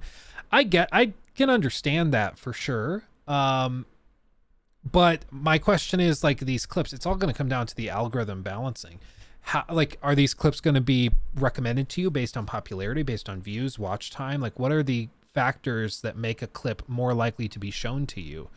Is it using a basic algorithm where it's just like watch time, and then the clips with the most watch time get promoted the most? So at that point, most of the clips are probably going to be from people that really know what they're doing, more experienced creators. And if they're just clips from within the twitch.tv site, I'll be honest, we had a ton of garbage clips that were waste, like just not useful at all. Where people would, like, for example, it was really cute that people would do this, but people would like clip from my stream me reading their message, for example, which is cute. Like they want to save that, me responding to them or saying their name or whatever. However, that counts as a clip. So is that going to be recommended to people? Because people would be scrolling and just be like, okay, it's just me reading a comment. You know, like, how is that useful to people? So, I don't know. It's based on the recommended for use tab on the app. Yeah, I think like there is potentially a way that this could work where it could lead to quality clips that sell you on new streams. But my question is just whether anybody is going to open the Twitch app to scroll this stuff. Short form content is what TikTok is really, really good at. And I just don't know if there's going to be anybody that like pulls open the Twitch app specifically to scroll this stuff. Maybe there is a ton of people that are going to do this and love it. And it's going to totally change Twitch and we'll move over there and be like, oh my God, it's like a whole new world. I don't know. I kind of doubt that that's going to happen because it seems like the polar opposite. It's like, if Stephen King announced that he's getting really, really into mountain biking and that's what his next thing is going to be. And you're like, okay, but like you're an author. Isn't mountain biking kind of the opposite of that? Or like boxing? I don't think you're going to be a great boxer because you're really good at this other thing that's the opposite of this. Like, you know, Twitch going into short form content seems really, really strange to me. Two things I'm worried about. First one, creating the vertical content has to be easy and painless for the streamer. Otherwise, it won't get widely adopted. And that might sound obvious, but I have a very specific reason. Streamers end their stream for two reasons.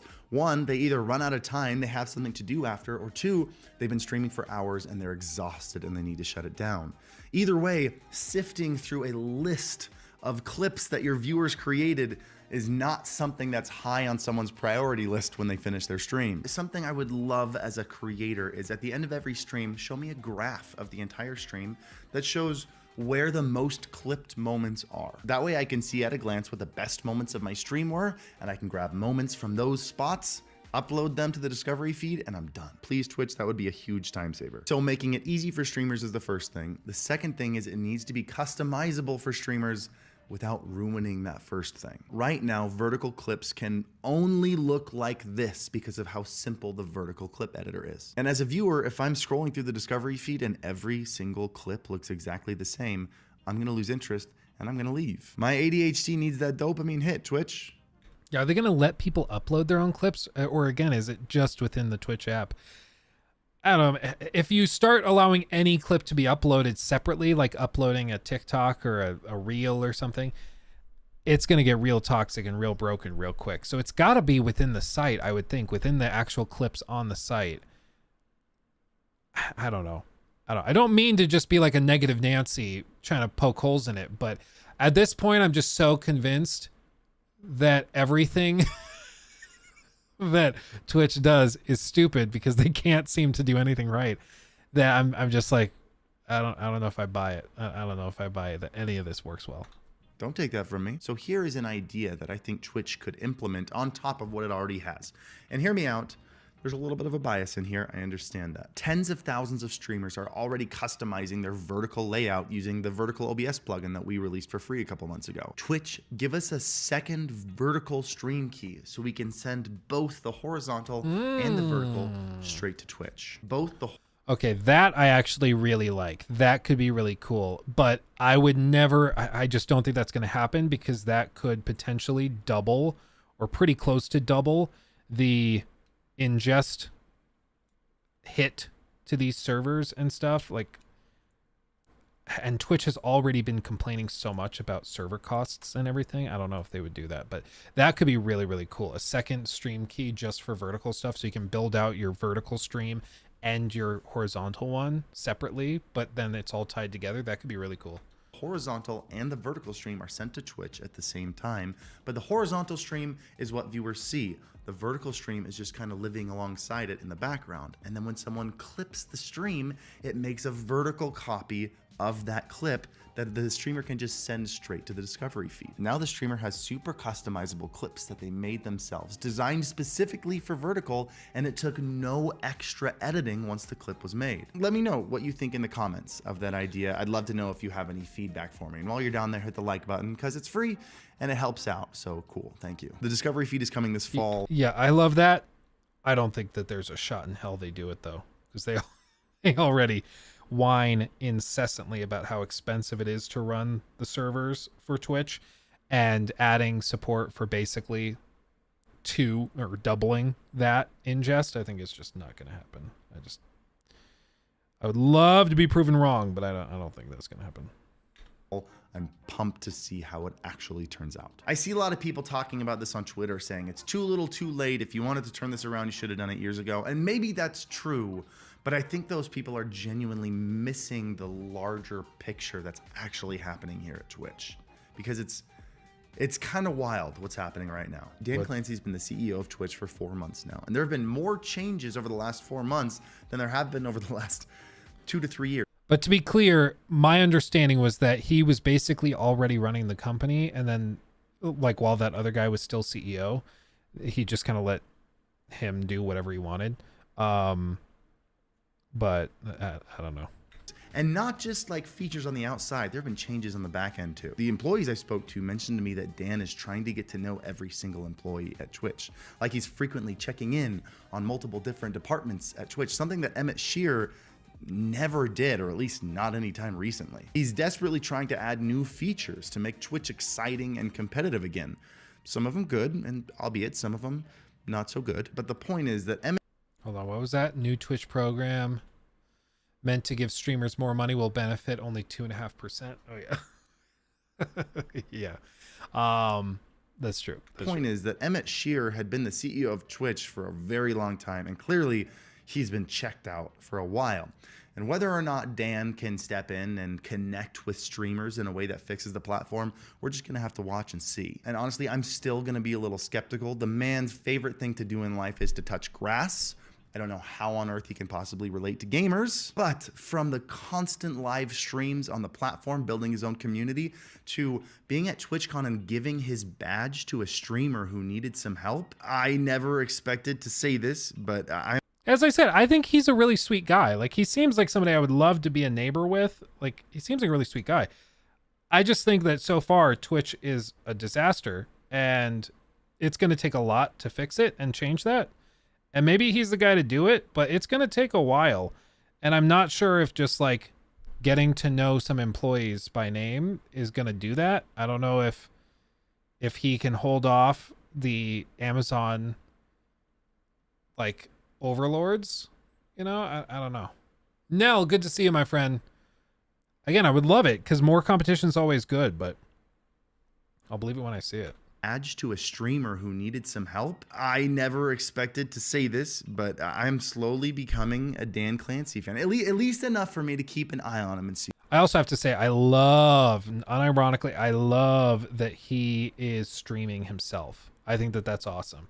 The fact that there's not more of these executives that actually use their product is just baffling to me. But it's really cool to see him be like, yeah, I run the biggest live stream platform in the world, and I stream.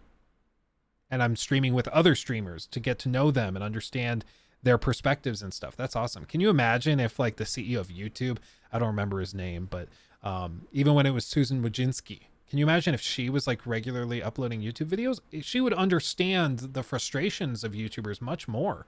It's the common complaint of creators against these big corporate bigwigs. It's like, you're making changes that affect our livelihood, but you don't understand how this works.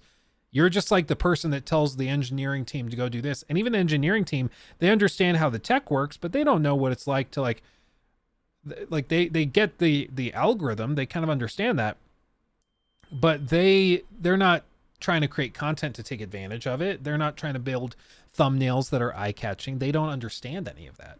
So having managers that actually do understand what it is to be a creator, I think is awesome. So I think that him doing that is unironically really great and exactly what I would look for in an executive like this, in a space like this especially.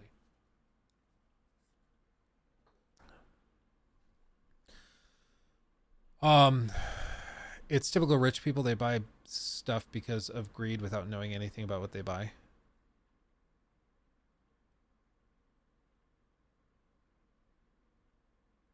What do you mean? I feel like I missed something. Maybe you're referencing something else. I don't know. What do you mean? Explain.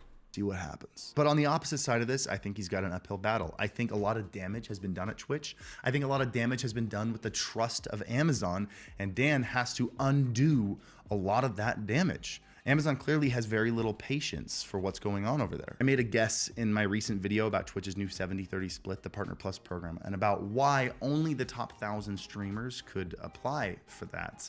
And how I figured that it was probably because Amazon only gave Twitch a limited budget. So we can give 70-30, but we can only give you this much money for it. And the way they fit everything into that budget was by limiting who got that split. And again, the conversation with these employees, they're not specifically in the monetization department, but it seems like that's pretty much what it was. So Dan's got his work cut out for him. It seems like he's coming in at the make or break moment of Twitch. I mean, can he do it? I don't know, but it feels nice to be slightly optimistic about Twitch for the first time in a very long time. I don't know, frankly, I don't think any of that was really that compelling. The stories, I think, is a nothing burger. Again, it seems like Twitch trying to be TikTok, and I just don't think Twitch is going to beat TikTok at their own game. I think most creators are going to just move into like switch over to that app if they want short form content. And then the discovery feed, this is much more interesting. I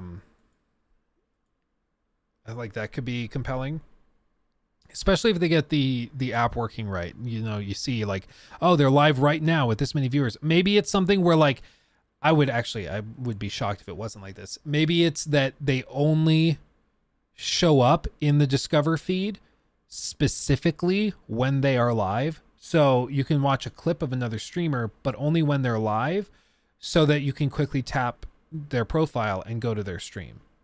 I still think they need to fix stuff with, like, for example, the whatever they call it, pre-roll ads. The fact that you have to watch like a potentially 2-3 minute ad or series of ads before getting into a stream the first time you tap on it, that has hurt discovery more than any other thing that Twitch has done. I think they got to get rid of those. Maybe they have by now. I guess Rocky could tell me, but I think as long as they have like a 2-3 minute pre-roll before going into a stream, their discoverability is going to be really, really limited. Anyway, yeah, we'll see. I want Twitch to do better, but they've made it real tough to root for them. I'll tell you what, real tough. It's a 2-minute 30-second ad now. Oh. Better, I guess. that's a step up, I suppose. I'll take it. That's funny. That's pretty bad. Oh man.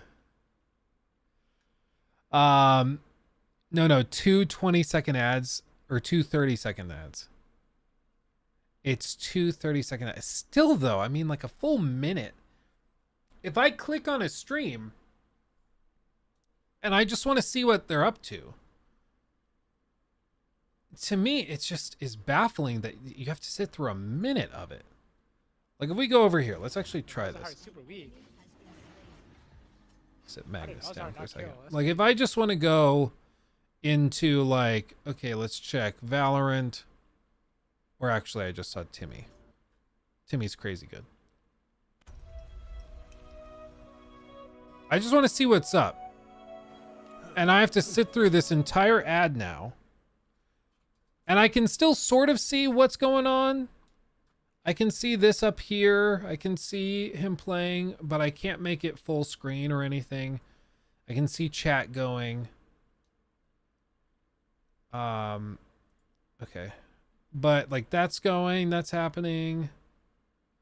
And then after this ends, yeah, okay, now I can watch the stream. So now that was just a single 30-second ad. That's not bad, but I personally would probably experiment with seeing what it's like to do, like, let them watch 90 seconds of the stream, decide if they like it, and then click off. I don't know. See, Timmy's playing arenas. I'm not crazy for liking arenas. I only really play arenas in Apex. I'm not that into the regular mode. It's too slow. It's like nothing happens for 20 minutes and then all hell breaks loose. I'm like, I'd rather just be in the action more consistently, you know? I mean, you can just use ad blocker. Yeah, I guess maybe I guess you can also just buy the Twitch whatever they call it. Twitch. Oh, I can't remember what it's called. Yeah, but they have a service where you can pay and you can just skip all the ads, but yeah. Okay. Anywho, what else is there? Is there anything else to touch on before we wrap up? I don't know. All told, I mean, there's Baldur's Gate 3 I'm very, very excited for. I think that's probably the most excited I've been for a game in the immediate term in a hot minute. It looks really, really good, and everybody that's played it is super, super excited, you know. Turbo, that's what I meant. Turbo. Amazon is fighting ad blockers, though. Yeah, well, and just frankly, as a creator, I don't like the idea of using an ad blocker that harms creators. Like, they get the view, but they don't get any ad revenue from that view. And so, personally, like, I'm glad people watch my stuff, to be clear. But, like, as a creator, of course, I would prefer it if people watched my videos without an ad blocker versus with one. Like, if you watch my videos at all, I'm happy. But if I am going to state my preference, I'd rather make money. Yeah, of course. So, like, if I can watch something and still support the creator while not having to deal with all the crappy ads, I'd prefer that. That'd be my stance. Let's see.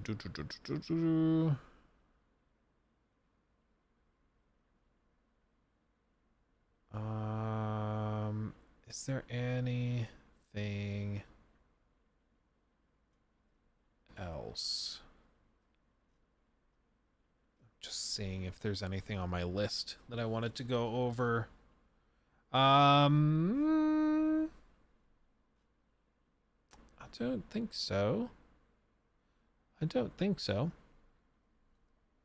Luke, sorry it's off topic, and I don't know if you already covered it. Oh god. But are you worried about the news that Outlaws map is going to be way bigger than Odyssey? No, I think that was actually taken out of context. Let's actually touch on that. I think that's a good thing to reference real quick. Because I know what you're talking about, and I think that was taken out of context. So let me try to assuage your fears. Ooh, don't want to spill that. This is cement glue, and so if you spill this, it causes plastic to melt. Not cement glue, it's plastic cement glue. So it causes plastics to melt and then fuse together. So it's really good for assembling models, but if you spilled it on anything plastic, it would basically cause it to melt into a glob. It's really bad and it gets really sticky. So wouldn't want to spill that on a keyboard. Anyway, Outlaws map size. I want to find the original quotation. Let's see. Do they have the actual quotation? I don't want to take somebody quoting. Let's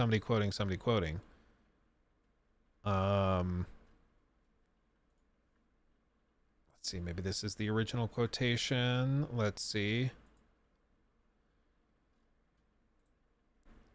Issue 387. I don't have the article or the magazine, but okay. I guess let's touch on this. So, let's see. Just last month, Ubisoft finally showed off their big budget single player Star Wars game titled Star Wars Outlaws. If you're wondering how big each planet size is in the game, wonder no more. Speaking of the latest issue of Edge magazine, creative director Julian Guridi, I don't know, shared some new details regarding Star Wars Outlaws, with one of them confirming that each planet in the game is big enough that traversing it, even with high-speed vehicles, will feel like a, quote, journey. In comparison, the size of one planet might be equivalent to 2 or 3 zones in Odyssey. So the reason I wanted to say that I think that this has largely been taken out of context, because I've seen people quote this as saying each of the planet maps is going to be 2 to 3 times the size of the zone of Assassin's Creed Odyssey. which people are twisting to mean 2 to 3 times the size of the map of Odyssey, which is not what that means. Assassin's Creed Odyssey zones, let me see if I can pull up an interactive map. Map Genie, Greece map.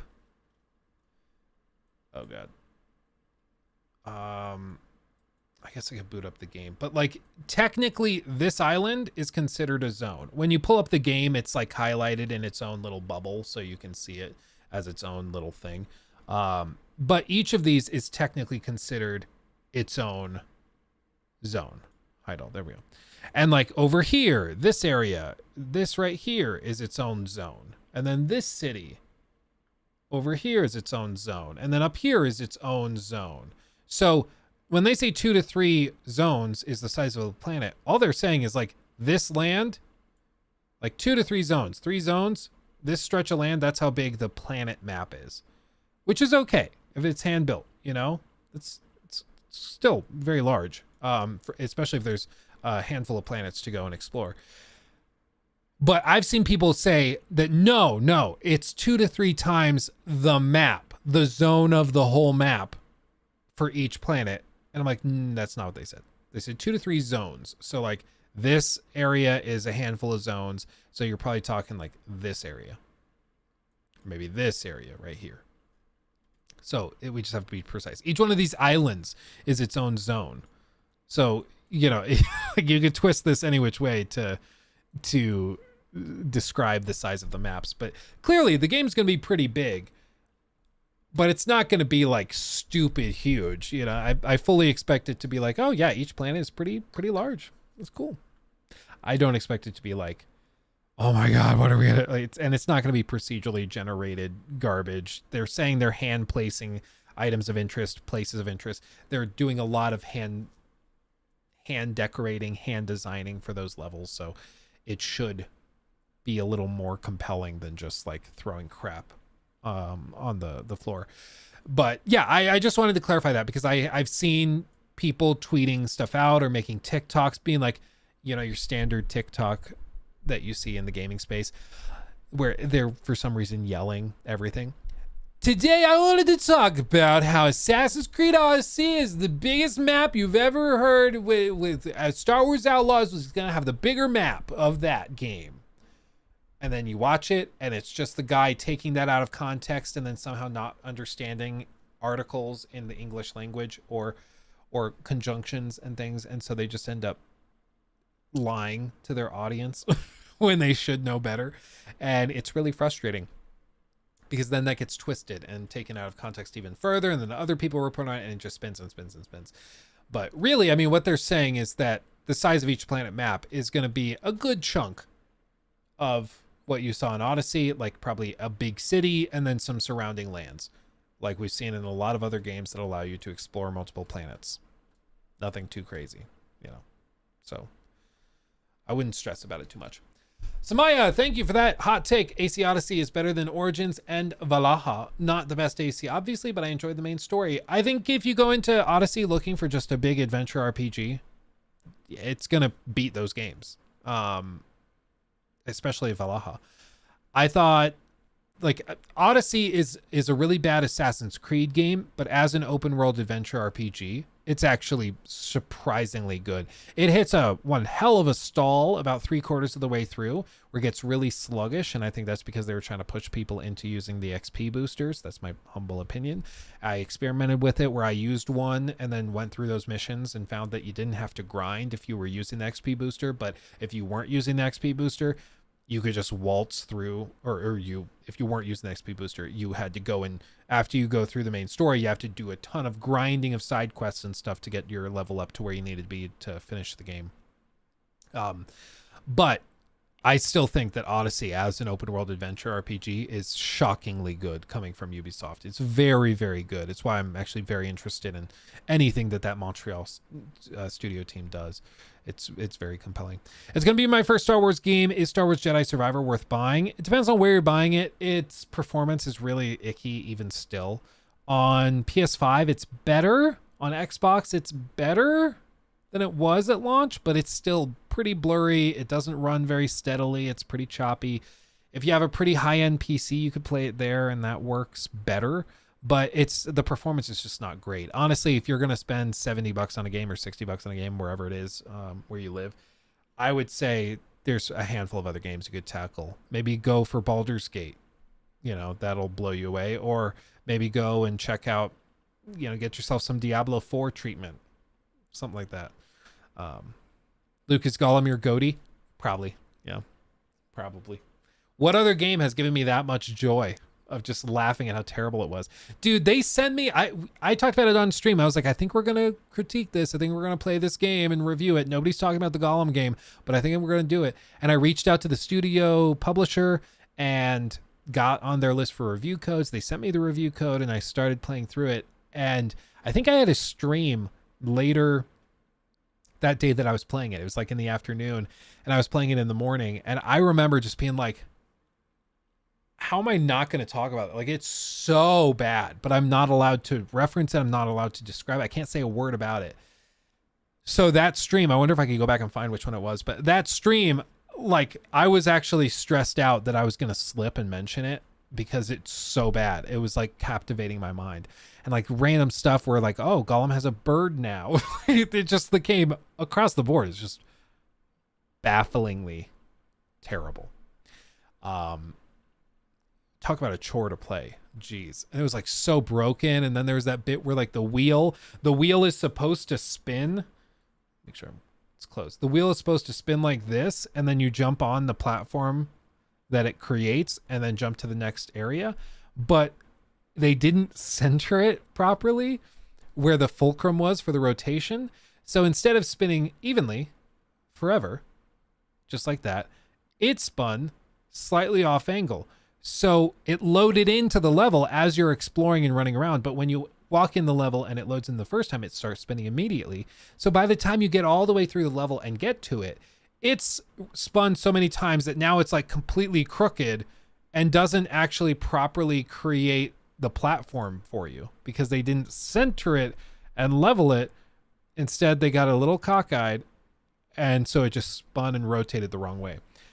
Little stuff like that where I'm like, they had to have noticed this if they played it at all. The fact it's still here is just proof positive that I don't think anybody was playtesting it. Nobody was checking it. It's like when you make, I don't even know what it is.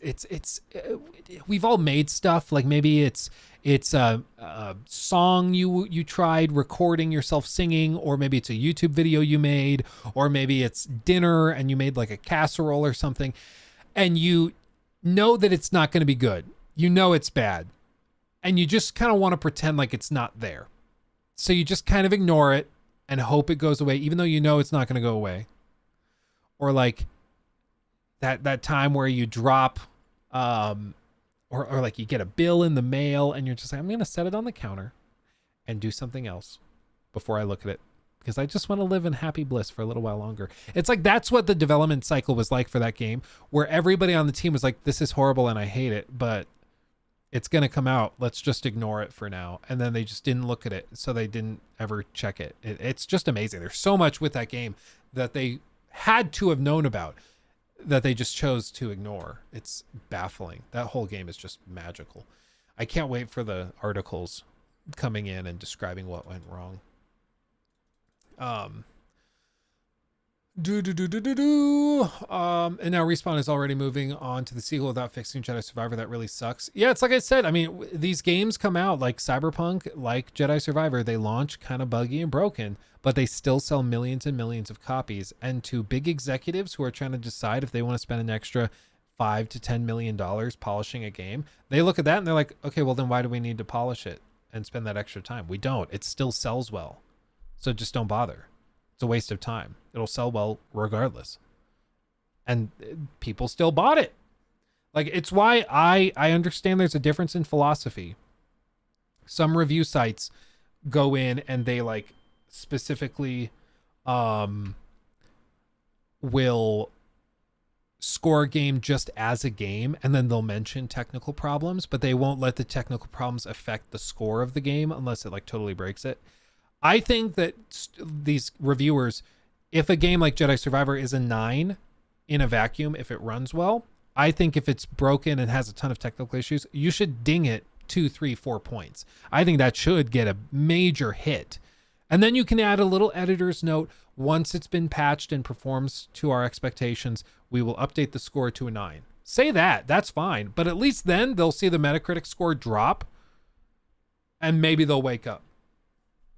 But people were still giving like Cyberpunk when it launched. People gave that like an 8 or a 9 out of 10. Some people gave it a 10 out of 10 saying, but it's also kind of buggy.